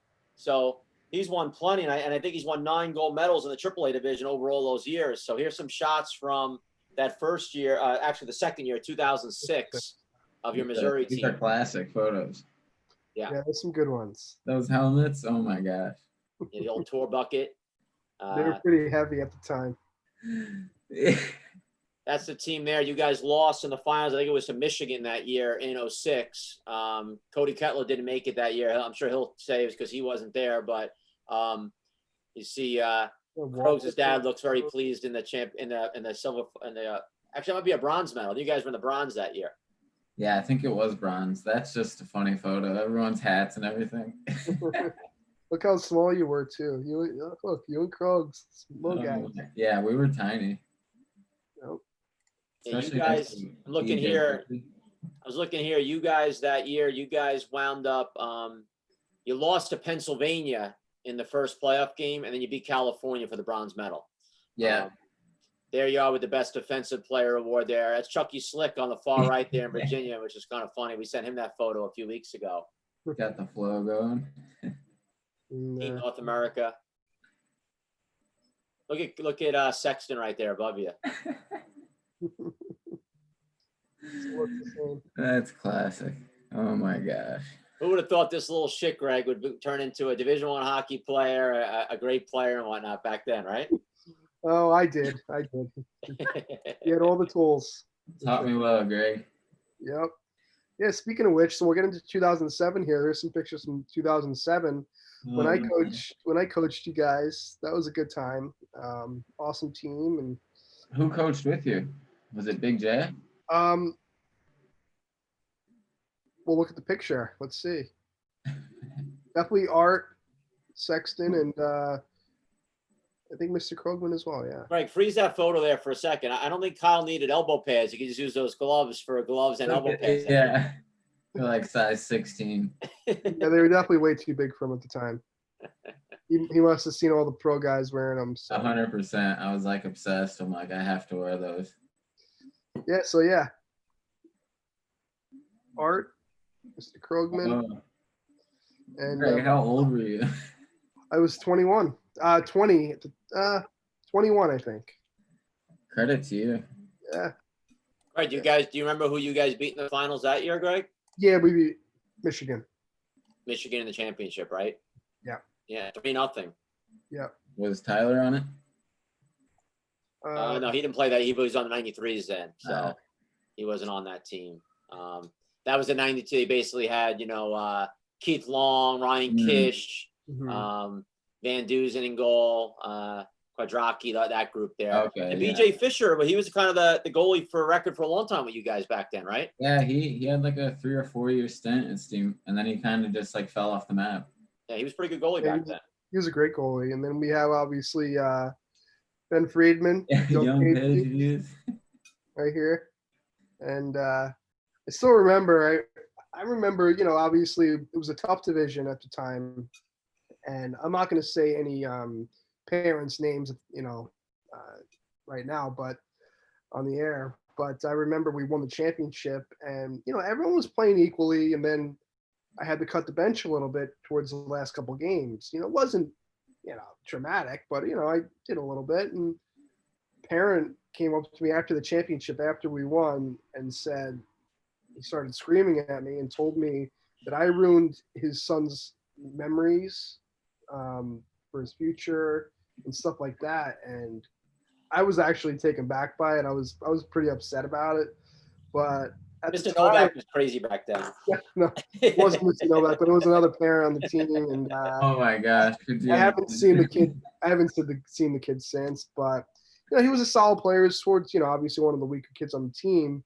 But you know, everyone played a fair amount, and then you know, come crunch time, we had to shorten the bench, and the parent wasn't too happy. So I'll still remember that. Wow, and they just reamed you out. Yeah. Well, Greg, Greg, the fact that you coming from New York and being a State Wars employee even coach that team just speaks volumes as far as the politics involved of who's going to coach this team and who's going to be mad that we just said, you know what, Greg Thompson's going to coach this team. Everyone shut the fuck up, you know? Yeah, exactly. It worked out at the time because I was living out in St. Louis, Right. You know, for college. So I knew a lot of the kids and knew the coaches, knew the parents. So it was fun. It was awesome experience. And, you know, obviously they lost the year before. So to win the year after when I coached was pretty cool. Yeah, Kyle, you know, the 92s, you guys won in 05, you won in 07, you won in 08, you won in 09. You guys lost to Michigan that last year in 2010. There's some pictures in Cincinnati of you guys there in 2009. All-Star team, Team North America again, which you made, I think, every year except for the first year you were part of Team North America. But, you know, I'm sure it had to burn the last year. You know, you guys were on such a roll. You kind of want to go out on top in your birth year, and your nemesis, Michigan, got the best of you guys that last year in 2010. Yeah, definitely brutal. Anytime to lose. It's hard to remember, though. I'm getting old now. Who would have thought 27? State Wars has been going on forever now. Yeah. Yeah, 16th year this year, yeah. But at the same time, then you guys made Juggernaut and whatnot, so that it kind of worked out perfectly for our age group. Yeah, the junior division for you guys took on, you guys probably the all-time best group in the junior division. You guys won it in 11, 12, 13. I don't think you were there in 14 for junior. You had to leave after elite for school. But the team won it 4 straight years. And I always joke around with Joe Cook that I said we handed him the keys to the Cadillac by basically giving him that Young Guns group, which went on to become the cornerstone of his Alkali team. Mm-hmm. Yeah, that was just fate, I guess. I mean, Joe's been awesome to us, obviously. So oh yeah, it's been awesome just to be a part of everything he's offered us and provided for us. And then these tournaments obviously are just a great platform for us to all get together and hang out and see one another. We're gonna go back to like 2009. Yeah, 2009. We got a cool video. I'm sure you've seen a million times, but this is from Cincinnati. You know, our boy Lambert got you scoring a huge goal against Alberta in the semifinals. Yeah, this was the first year, Greg, that we allowed the Canadian teams into the tournament. Yep. And what was so special for the 92 division was Missouri. So you'll see the OT winner from Kyle here against Alberta, who was the favorite to win the tournament. I remember being up in the office with the coach of Alberta, and he had this division won well before the division even started. He was so cocky about they had the best team, and they did have a good team. And then you guys played British Columbia even in the final, so it was pretty cool with those Canadian teams being a part of it right away. But let's check out this OT winner from Kyle Novak getting a little dirty here.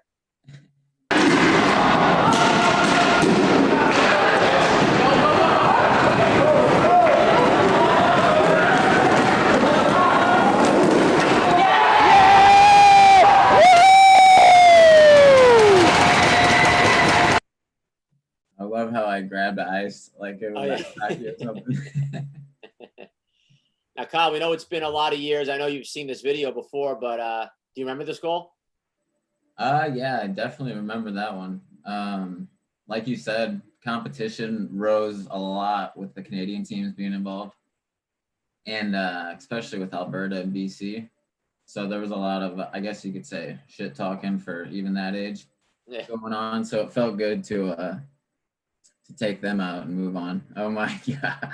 Yeah, and I think he said some of that stuff in this little interview we had back in 2009 after that. This interview is something else. I'm here with Kyle Novak of Team Missouri 92, gold medalist of the AAA division, scoring the big overtime winner against Team Alberta, the team that looked like the team to beat in the 92 division. And then Kyle, I believe, scored a couple in the final against Team British Columbia. Kyle, you've been to State Wars many times. I believe you're a 4-time winner in the AAA division.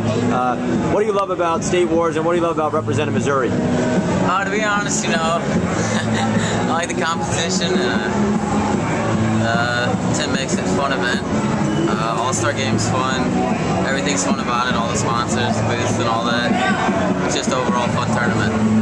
Now, this is the first year we had Canada and the provinces involved, and obviously in your division especially, made it a much stronger division. Did you enjoy playing the Canadian teams? Yeah, it made the competition a lot harder. Made winning a lot more fun, and he just wanted to beat the Canadian teams, I guess, and all the other states. It made it a lot more fun.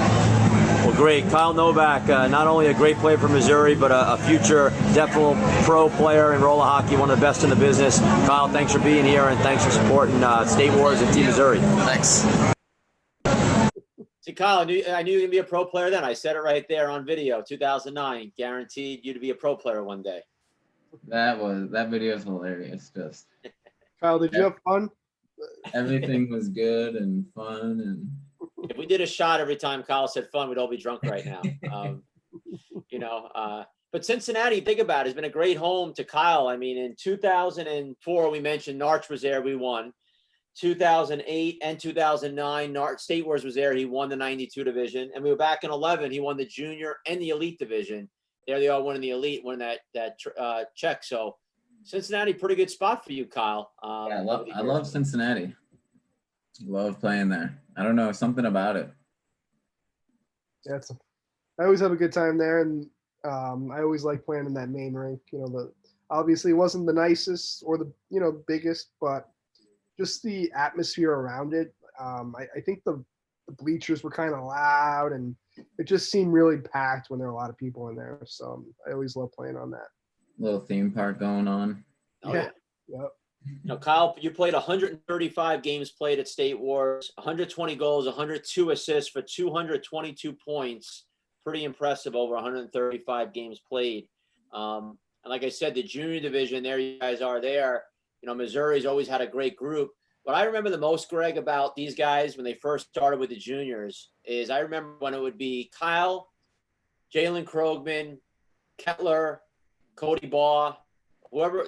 When you guys were on the rink, I would watch a game, and you didn't always score a ton, but you would eat up more clock than I've ever seen in my life. You guys would have the puck at times. It would seem like the entire period, you four guys passing the puck around, and it seemed like you could just hold on to it all game. And the way you guys controlled the game for young guys, I mean, we had done that with the snipers and stuff, but for young guys, the way you guys did that was always pretty impressive. Do you remember doing that a lot, and was that kind of something you loved doing?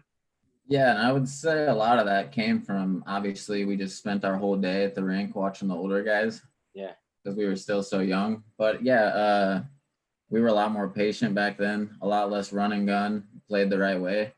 Mm-hmm. And I think that was watching guys like Greg. And but yeah, we just played the right way, had great chemistry together back when Ball was around. You didn't really see that too often, like, young teams kind of controlling the puck as much and slowing it down. But again, a lot of the young Missouri teams did that. A lot of the Blast teams, they just played so smart and controlled the puck. And obviously your Wizard squad, and then, it came together in a circle, and it transferred over to the State Wars. So, Right. Yeah, I mean, it's pretty And I cool. think the year Travis Bokina played with them probably led into that as well too, because Travis was the older guy. You know, he'd played a lot with us, and we played that slow down game, and I'm sure Travis Bokina was a big part of that too. Of that, hey, Definitely. let's He would kind of quarterback the play, and dictate the pace of the game, kind of like Pat Lee would do as he got older for our team. Mhm. So things of that nature helped us a lot. So we're not forcing plays against teams like, obviously the Snipers, where you guys can transition so well. I think Kyle's biggest attribute, Greg, that I've always thought of Kyle. I don't, and it's funny. I look here, 120 goals scored in 135 games. I don't think of Kyle really as a goal scorer as much as one of the best setup guys I've ever seen in the game. His vision on the ice, his patience with it, and finding the open men. Just always been such a great playmaker. I mean, so for you, Kyle, do you get as much of a kick out of just having that beautiful pass for a goal as putting one in yourself? Yeah, I'd say I enjoy passing more than scoring. Mhm. Obviously, scoring's a great feeling, but anytime we're scoring, I'm happy.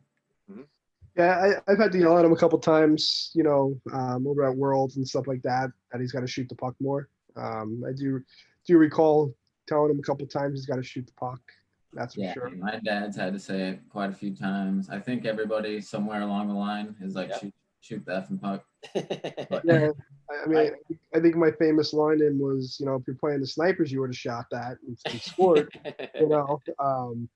But yeah, you got to start shooting a little more. Kyle, we were talking about with Kyle. 27. We were talking about with Kyle Kraemer today. In 2015, the Palma Pro Division had started at State Wars. Trying to raise the bar in the Pro Division, and we were talking about that first year. You were with Alkali, and both our teams really struggled. And I think we both realized really quick that this wasn't a Pro Division you could coast through the round robin and just get going in the playoffs. I remember years you would show up just for the playoffs at a tournament. That wasn't going to happen here. You had a struggle to get through it, and we almost didn't. And we wound up in the finals. Do you remember that first year with the Palma Pro? Yeah, I definitely do. That was stressful times. And like you said, it was the first time where you come into a tournament and 6 or 7 teams are extremely competitive and could potentially win it. Whereas you usually go into a tournament, you have 3 or 4 teams in mind, and you can have a day off and still go 2-0 and things like that. So to come out of day one, I think we were 0-2 with backs against the wall. It was that's when we knew we were in for one, I guess you could say. Yeah, I think I remember, hearing that a lot of you guys after day one, I think you guys went to your house, right? Your family's house, and just kind of enjoyed yourselves and came together as a unit. And from there, it was, you guys really stepped it up. Yeah, we had a team bonding, I guess. So just built some camaraderie amongst each other, and said tomorrow's going to be better. And I think, did we make it to the finals against you guys? Yeah. We lost, but it was a hell of a comeback. And I remember telling Joe Cook during that tournament, like, it's funny, Greg, how much the schedule order plays into things, because these guys had 2 tough games the first day. They lost to the Border Cats. They lost to Next Gen. But then their first game the next day was against Go With The Fro, who that's kind of like your game. Like, you got to win that game, like in the division. Right. You're looking at them as a bottom team. And then you played Revision, which was a rivalry team with Joe and you guys, and you wound up beating them. But maybe if Revision was game 3 and not Go With The Fro, who knows what happens. But you had Go With The Fro.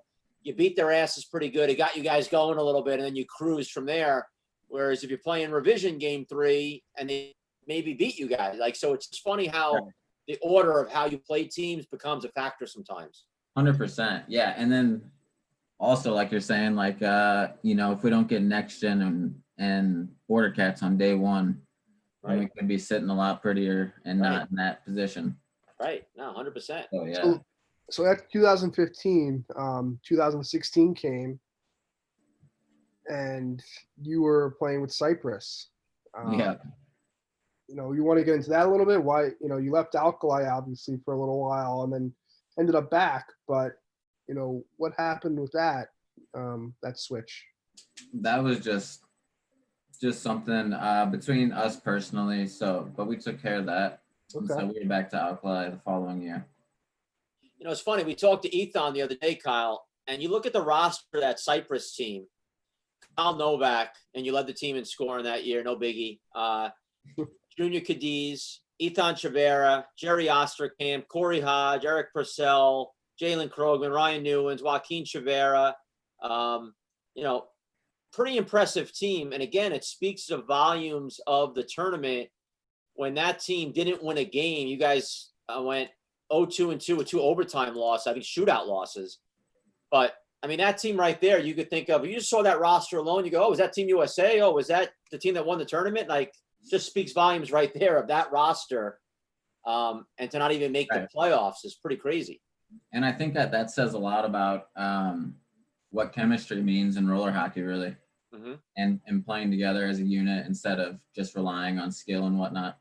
Like, we had our moments, obviously, and we're all smart enough to play the right way together. But at the end of the day, if you don't have that chemistry, you're not going to beat anybody, any of the top teams in this division.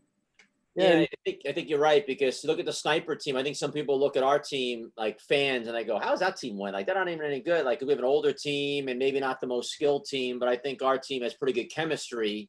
So maybe for some of the, maybe we're not as fast as some of the other teams, but we have good chemistry, you know. So and you guys have pieces to the puzzles, you know. Certain guys do this, certain guys do that. Right. It's not just a bunch of. I mean, and obviously on those Ribeiro teams that you were on, you know, there's no one behind the bench coaching. You know, that plays a big role too. Huge. You know, now you have, you know, obviously Joe Cook on the bench controlling the troops, and it's like. Then things get kind of awkward without a coach. You know, you don't know who's calling the shots. You know, some guys are putting themselves out there, and other people are like, "What the hell is going on?" Yeah, it's the worst. I mean, obviously, I've been in that causes animosity, Greg, right? That could cause animosity on guys. Yeah, right? You know, it's awkward sometimes. You know, there's been times when Tim can't make it to tournaments, and I kind of have to Reggie Dunlop in, and it's like the toughest thing ever. You know, yeah, you don't want to be that guy, but like you have to at some point. Exactly. So it's tough, you know. So. And for the record, the Snipers have never won a championship without me there, Kyle. So that's why I get paid the big bucks. You know, you know, you got to have somebody to yell at somebody and make those tough decisions. And Joe Cook does a great job for you guys with that. But, you know, you look at all the years of Alkali, and you weren't there in 2017, which was a big loss for them. But we talked with Tyler Spezier about, he had said that coming out a little better out of the gate with the team would help, because what seemed to happen to you guys is you guys get in, but maybe you get a tough first playoff game. Like last year, we played which could have been the championship quarterfinal. We won in overtime. You guys easily could have beaten us. That was a crazy game. In 2018, you lost by a goal to Palma in the quarterfinal. In 2017, when you weren't there, they lost to Black Ice 2-1 in the quarterfinal. And in 2016 to Black Ice, the game I think you guys blew, but 6-5 in the quarterfinal. So every year you had that tough quarterfinal. Do you see it that way? Like, maybe if you come out a little better out of the round robin, you're not playing that tough first one? I hadn't thought of it that way, but now that you say it like that, it totally makes sense. Like, we need to start putting ourselves in better positions to maybe play, you know, a little weaker team. But at the end of the day, I guess for me personally, I'm like, we're gonna have to beat the best anyways. So I'll take them at whatever round. Because like you said, the quarterfinals this year, I can accept the fact that you guys went on to win it all, you know? Yeah. So I'm like, at least we lost to the winner. Right. But I mean, look at the first year too, right? Like 2015, you guys were a low seed coming in, and you had to beat the better teams to make it to the finals. So right. And so sometimes maybe it gets you rolling too. Yeah. I've always told our guys, Kyle, if we're not going to win it, I really don't care when we lose it. Like, whether we lose in the quarters or the finals, we still lost. Like, silver medals don't mean shit to me. So it's like, either you win or you don't, right? Exactly. Now, after the Palma Pro, after pro divisions and whatnot, all these championships you've had, you know, you've had the honor 3 different years, 2013, 14, and 15, to represent your country, which is the biggest honor we have in our sport. And 17. What's that, Greg? And 17 as well.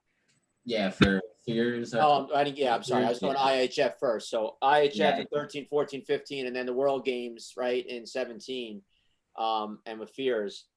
So that first year, 2013, you're a young guy. There you are with our favorite boy from Finland there. You guys were in Germany.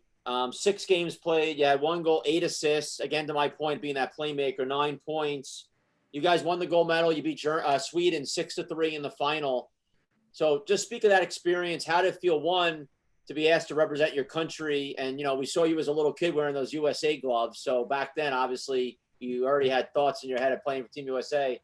But then not only that, but to be able to go to a country like Germany, but then to win the gold medal. It was a huge honor, especially playing next to guys like Yoder and Greg and, Travis and all the older guys, because at the time I was pretty young. Yeah. So obviously that was great experience. And the way Double I's has it set up, it's so professional. Mm-hmm. And like Kraemer was saying, the small things like laundry and, having food in the locker room and things of that nature mean so much when it comes down to it. Mm-hmm. But yeah, it was a great experience. Although Greg remembers it flooded in Germany, so we were out there laying sandbags in the streets. Sandbags, right? Yeah. That was a phenomenal team we had that year. That was a great team, and that was rough for the whole city. There was a dam that broke up in Czech, and the whole city, there was a lot of flooding going on, and they were even questioning if the tournament was going to be canceled at the time.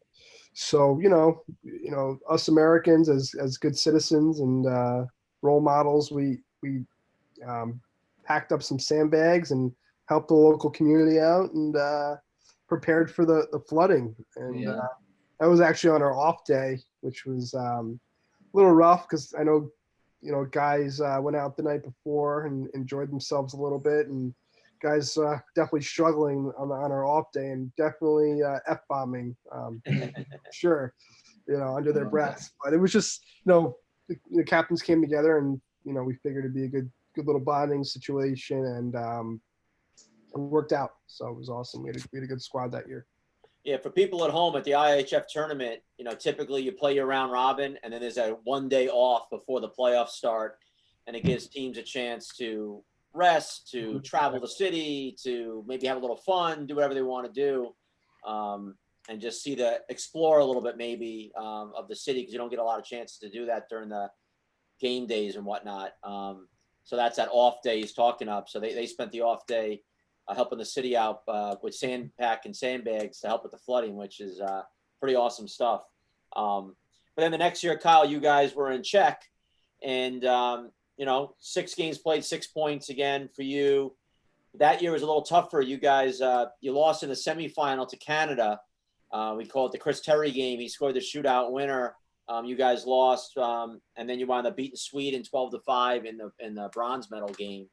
So obviously, you go that way. You think gold or bust as a USA player. There's a good shot at that. Working hard. Kyle's working hard, packing sand. Yeah.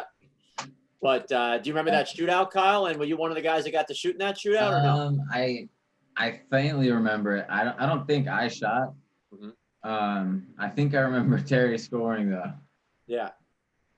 But yeah, not good times. I'm just glad we beat Sweden at least.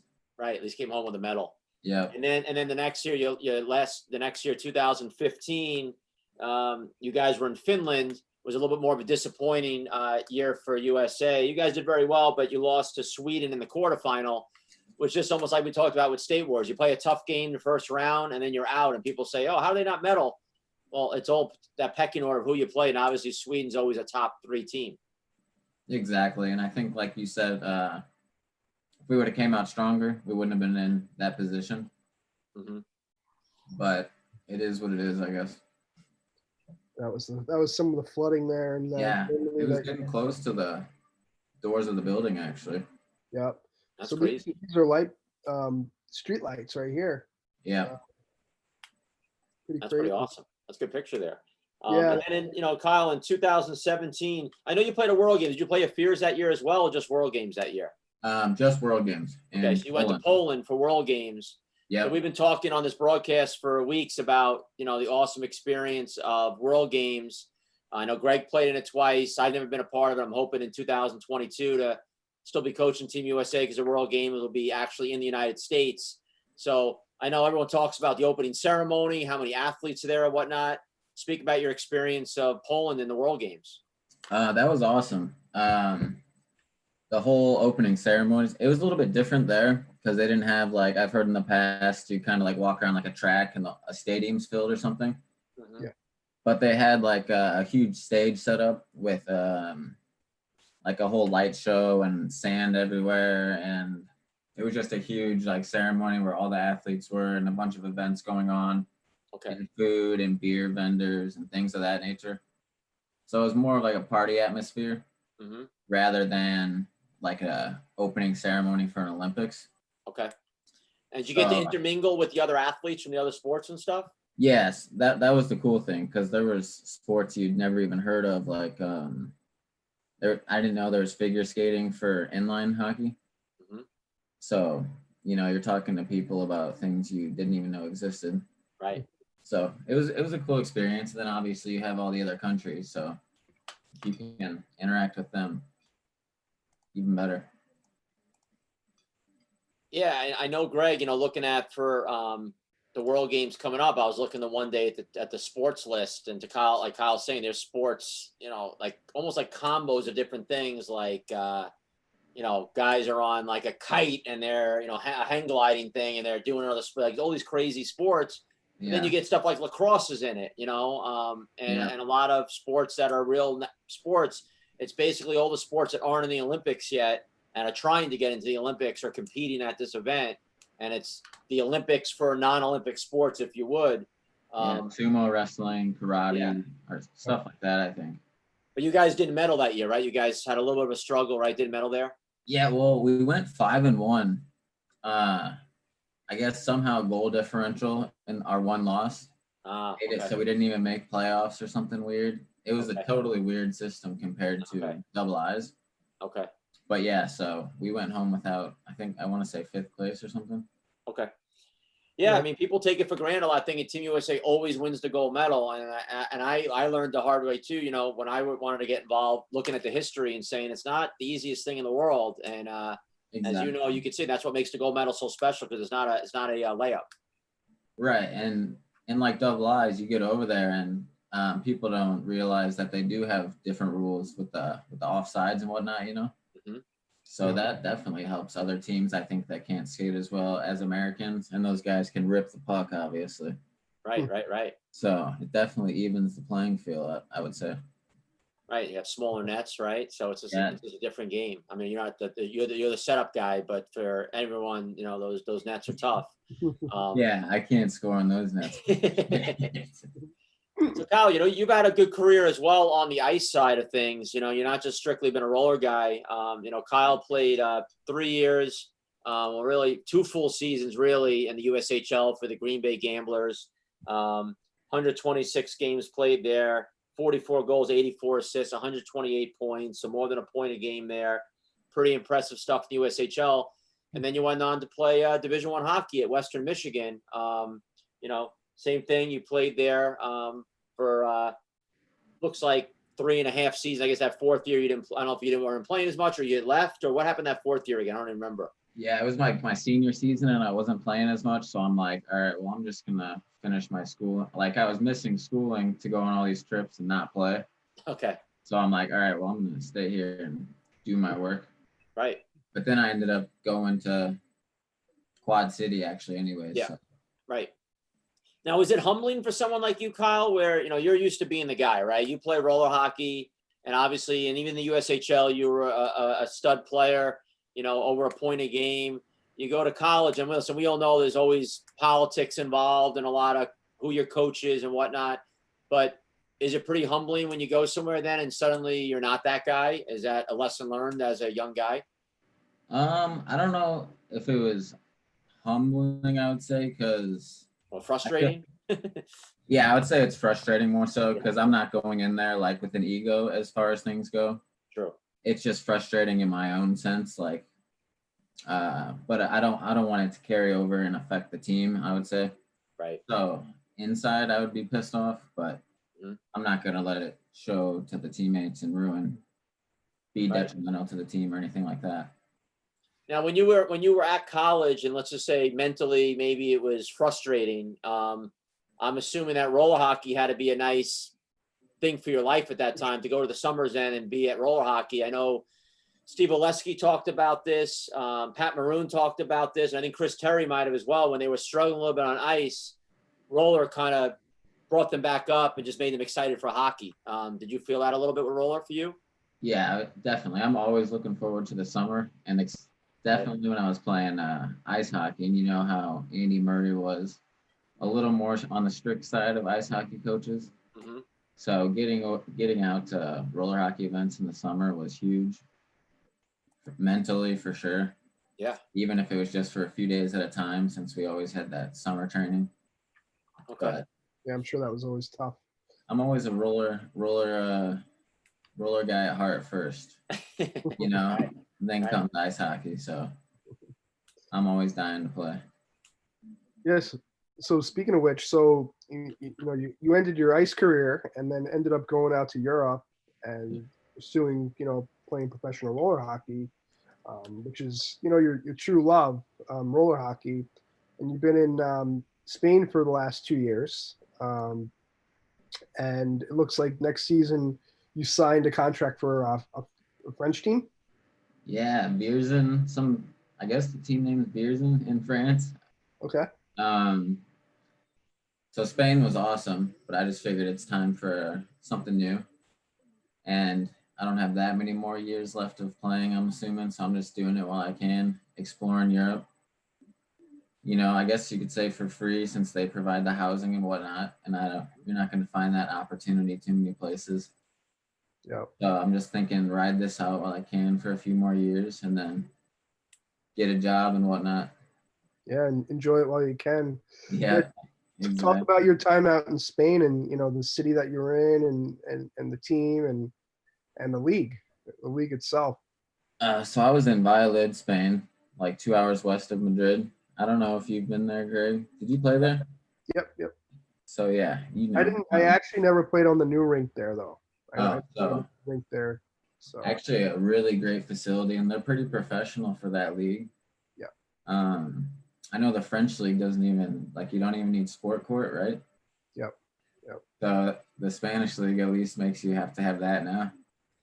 But playing in Spain was just a great change of pace for me. A lot more relaxed and lifestyle wise. But the competition I would say isn't Palma Pro, but it's good hockey and it was fun. Yeah, one thing I noticed last year, Kyle, when we were in Barcelona for World Championships, which is a great city, playing against the Spanish teams and the French teams, and even seeing the Italian teams, they definitely had a lot of heart and they worked so hard. And especially on those smaller rinks and whatnot, it's not a gimme with those teams. They don't maybe have the skill set as a USA or a Canada or a Czech or a Swede or a Finland. But Exactly. you add that other element in, that hustle and that desire, and with the crowd, how crazy they're going, you must see a lot of passionate players out there for sure. Yeah, they definitely have a lot of heart, and they're getting there.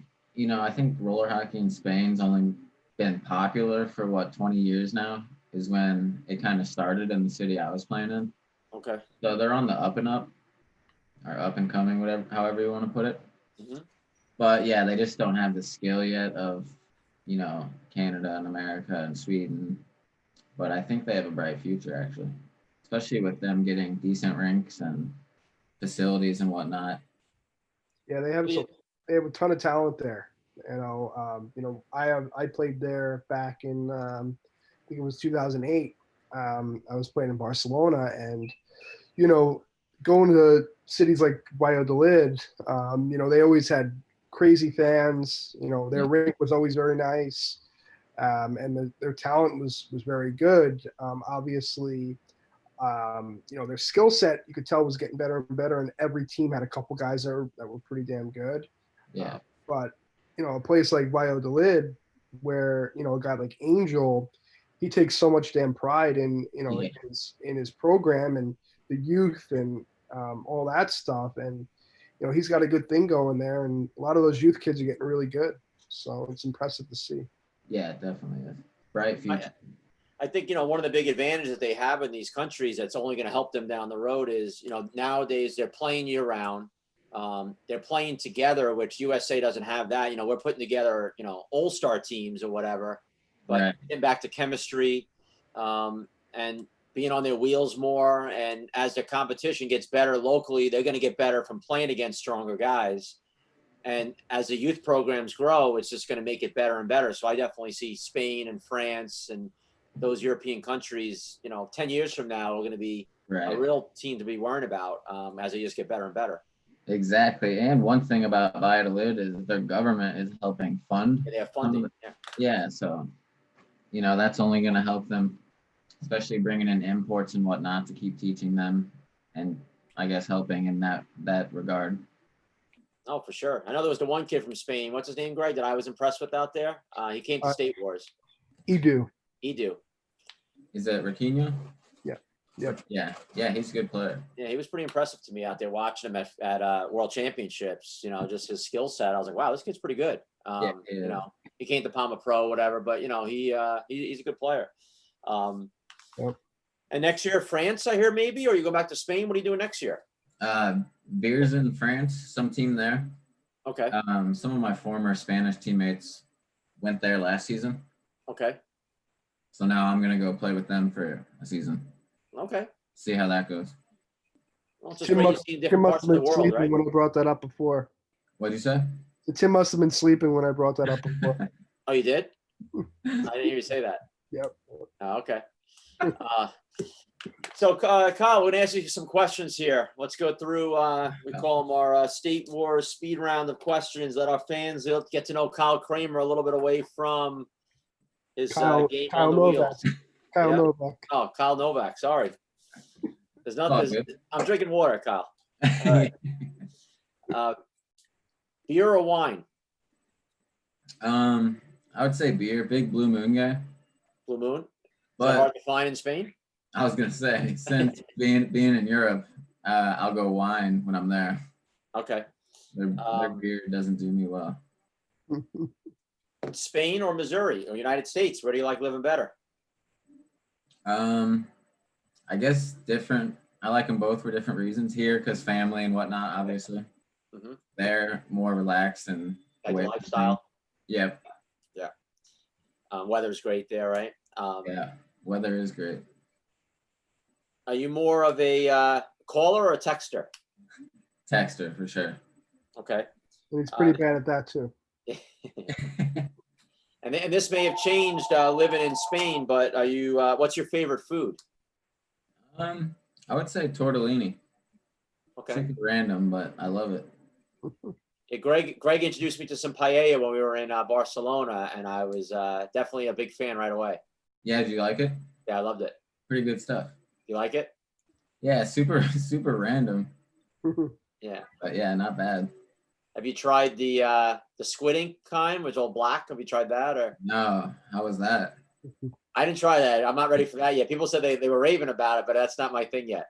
Yeah, no, that's not for me. It sounds a little too crazy. Winter or summer? Summer for sure. Who is the best basketball player of all time? Michael Jordan or Michael Jordan? LeBron James, baby.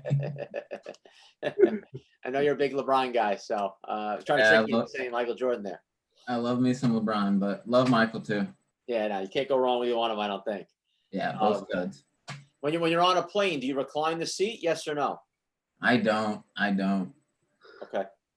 Yeah, it's kind of like a no-no these days, it seems like. Yeah, I'm always like, I don't want to get on this guy's nerves or whatever, Right. If I see that they're reclining or that the person in front of me is reclining, then I recline. Yeah, I mean, I usually just take it and it sucks. I just don't want to piss the guy off behind me, I hear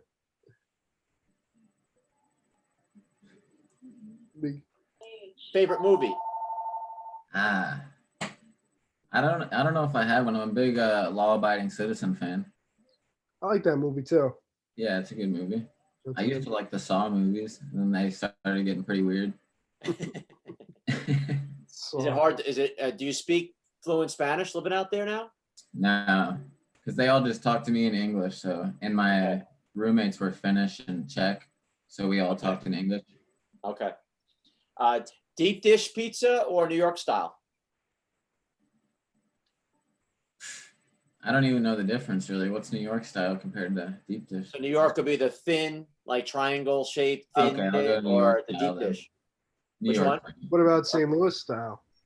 I'm a big St. Louis style guy. Cut up into 1,000 little squares or whatever, you know? Emos? 1,000. Yeah, I can do St. that. Louis pizza and wings, right? No, but I like New York pizza. Okay. And I know I asked you this before, and you said an assist. I'll say, what means more to you? Scoring a big goal or setting up a goal for a pretty assist? I know you're definitely the apple kind of guy. Yeah, I'd say pretty assist. Okay. This is a Good good one. times. Done in my archives. This is after we won. Obviously, guys who've done that before, done those trips. That's No. the Junior Cadiz pose right there. Yeah. They just know how early that early bus ride is to the airport after a night of winning. So it's always tough. That It's was tough. literally the worst trip of your life coming back from Europe after the tournament. Yeah. I give any guy credit that could just fall asleep like that. Like, I'm the guy that I just can't sleep anywhere. I always worry about if someone gonna do something stupid to me, they gonna, rob me. As I'm always thinking, and I just can't. I was super worried, and I'm pretty sure I woke up and one of those sandals underneath my hat was gone. Someone did something. I'm guessing. But I was hurting. Doesn't shock me with these guys. Yeah, right? You don't leave your stuff with Pat Lee. So in the Palma Pro division, not counting any of your Alkali Rebel teammates, who would you say is the player in the division that you watch out for and say, to me, other than a teammate, he's the guy I'm pretty impressed with in the sport right now? Who's that guy in the division for you right now? There's just so many. There's always Travis and Junior, and then you have like Whitey. Then you have guys like, Billy and KJ. There's a lot of them out there. Yeah, there's just guys everywhere where I'm just like, you got to watch out for a few guys on every team at all times, it seems like. Who's been one of the toughest D-men for you to face up against over your career, that when you have the puck, he's the guy, maybe, maybe I'm going to go to the other side of the rink where he's not on that side. Who's that D-man for you?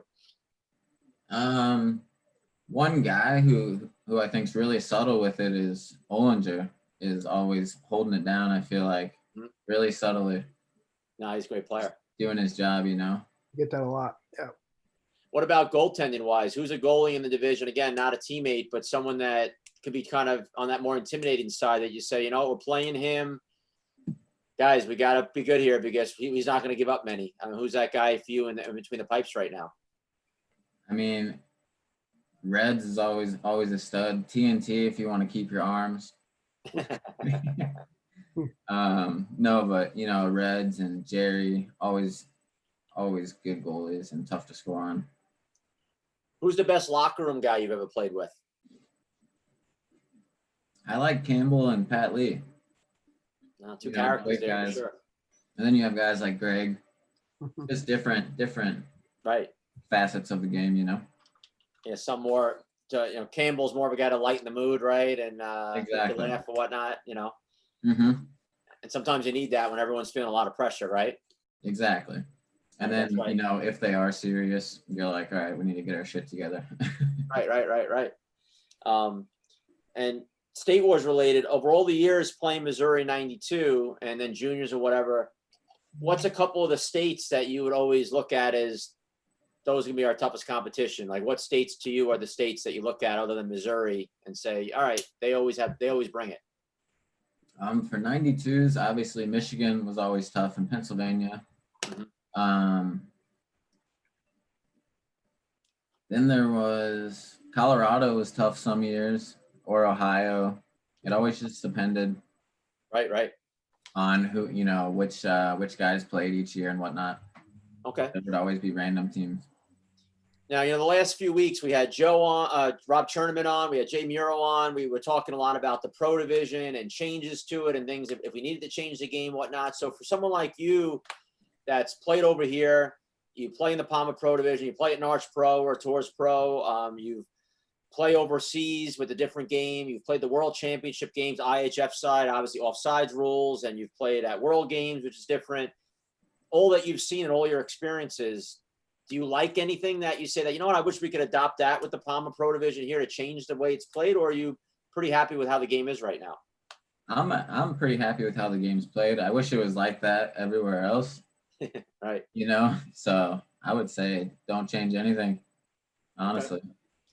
Now this year with the Palma Pro division, we're real excited to be having State Wars back at Fort Wayne this year. It was a big worry with everyone what's going on with the tournaments this year. Right. I'm happy to see Tours is having theirs down in Florida, which looks like it's gonna be a great pro division, and hopefully Narch West will have theirs out there, and then us, end off with the big boys in the summer each year at State Wars.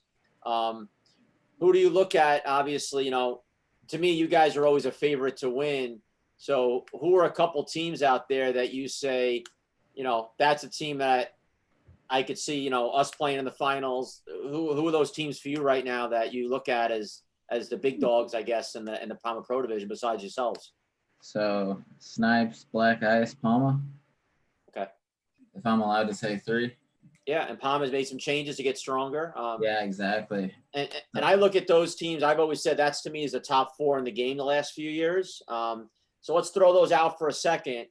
Who's a team that you wouldn't be surprised that comes out of nowhere and as a dark horse saying if they get their shit together and are on their A game, they could go all the way? Who'd be that newer team for you? I would say Roadrunners then, yeah.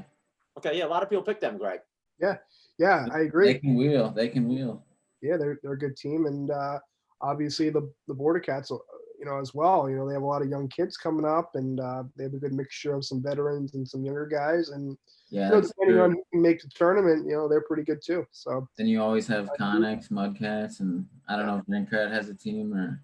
Yeah, they're gonna have a couple different ones. Yeah. I think you know firsthand. You were the young guy playing in the pro division at one time. Your Young Guns group. You were called the Young Guns. You guys were coming into the pro divisions playing young, and our elite division at State Wars was the pro division at one time. You look at those rosters; it was state rules, but it's the pro division. The Meltdown, right. You guys, Axiom, Palma, New York team, they were all pro teams, and you guys, had won that division and whatnot. So it just shows you that it's not really a game about age right now. The way the game is called, they let the players, they call penalties. It's a skill game for sure. It's a speed game, and I think more teams have to start getting younger, and there's a lot of good players out there that maybe aren't even playing in the pro division right now that probably could be impact players. I agree. Yeah. It's all speed and skill nowadays. So you need the legs. Oh yeah. Yep. Unless you play super smart. Yeah. Yeah. Looking on the message board here, Timmy O'Leary said, "Nice flow, buddy." And our boy Jimmy Q from New York said, "Squid Ink is amazing, Greg." So try that next time. Jimmy Q, what's up, buddy? O'Leary, love you.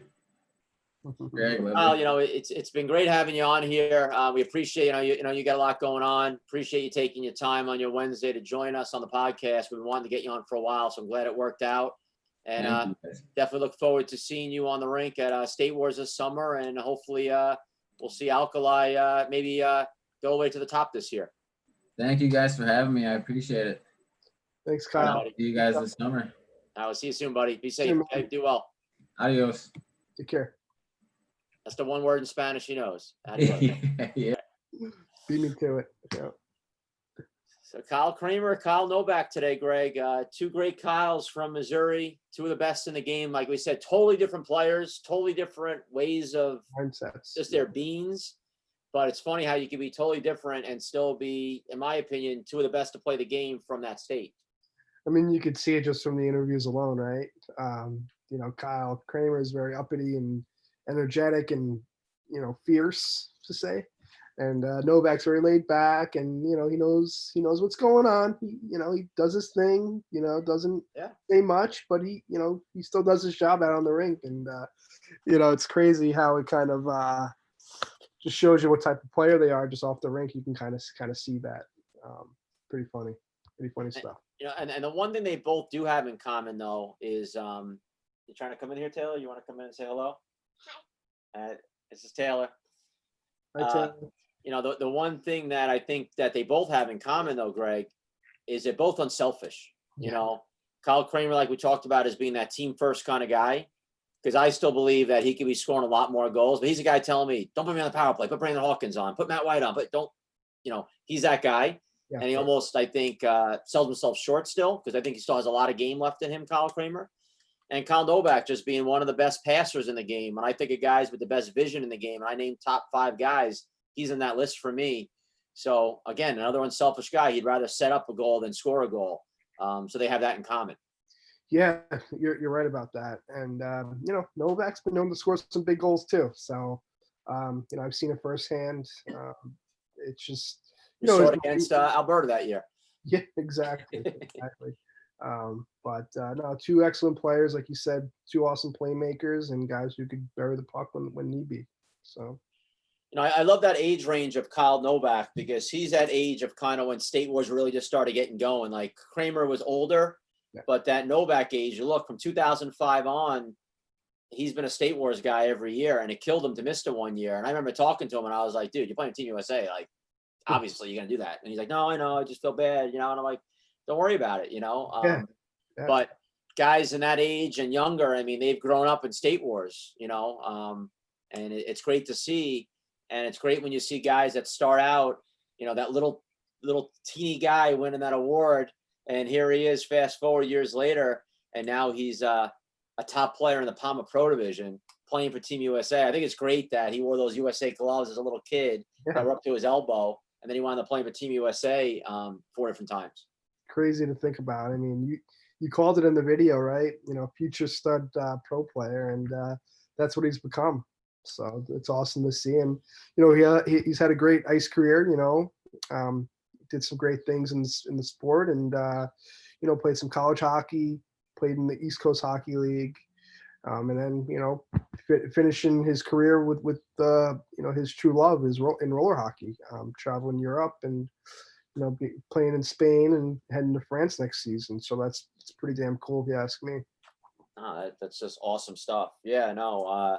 Again, 2 great guys. Great having them on. There was a great podcast today, having these guys on. I feel a little uppity myself today, you know, announcing for sure, you know, State Wars, Fort Wayne. Just feels good to be back on today after that big announcement last week. Completely agree with you. I might actually go for a couple mile run here in a sec, you know, get my legs going a little bit. So, you know, me and GT, we were out at Skate Safe the other day. We did a little podcast, a little shout out to Wheel Talk New York. Coach Dino Verone invited us out there, and Scotty Sloan and Nick Pernito did a pretty cool job, did some questions with us. Felt weird being on the other side of it. But we got to skate for a little bit. It was the first time since the start that I've been on a rink. And wait, what's that? You skated? What? I'm just What'd you say? I said, wait, we skated? Well, skate a little bit, you know, passing the puck around. And it was me, GT, Pete Penicky, and Jim Tamburino. And it felt good just to whip the puck around and take some shots. But I got to be honest, I think my hips and my back was sore for about 3 days after that. I didn't realize, I thought I was in decent shape during this quarantine, but just shows that riding a Peloton bike, doing push-ups and whatever, it doesn't mean you're playing hockey. So these NHLers going back for the playoffs, they better get in that camp and work hard, because they're going to be sore as fuck as well. Yeah, it's different shape, right? You know, you're in hockey shape. It's totally different than, you know, other stuff. So, yeah, guys who are going back to the NHL playoffs, they better start skating and training, and you know, they'll have a couple week training camp. I'm assuming right now, right? Yeah, that's what we're supposed to do, a 2-week camp, I believe. So I think they're gonna do like little small groups and then work into the full team groups as well. Okay. But yeah, you know, we want to thank everybody for watching our podcast today, State Wars Hockey Podcast number 18. You know, this will be Wednesdays from now on at 1 o'clock. So we'll see you guys next Wednesday. We'll let you know then, you know, during the week who our guests are next week as we finalize that. And hopefully we have even more updates about where we are with State Wars. I think maybe next week, I'll save it for next week. We'll talk about that final list of the Palma Pro Division. I think we got that finalized now, and who the new teams are and whatnot. Awesome. And we'll go through that next week. So I'm excited to do that. And again, thanks for watching, and we hope to see you guys next week. And GT, good job as always. Yeah, good job, Tim, and we'll see you soon, guys. Ladies and gentlemen, this is PJ Cavalla, the voice of State Wars Hockey, and you are watching the SWH podcast brought to you by Glass Half Full Productions. Thank you to all of our amazing sponsors, Mission Bauer, Tour, Alkali, La Beta, Rink Rat, Conix, Warrior, Monkey Sports, Yord Watches, Car Shield, Rocket Puck, Wraparound, and Top Shelf Targets. We look forward to seeing you all on the rink soon.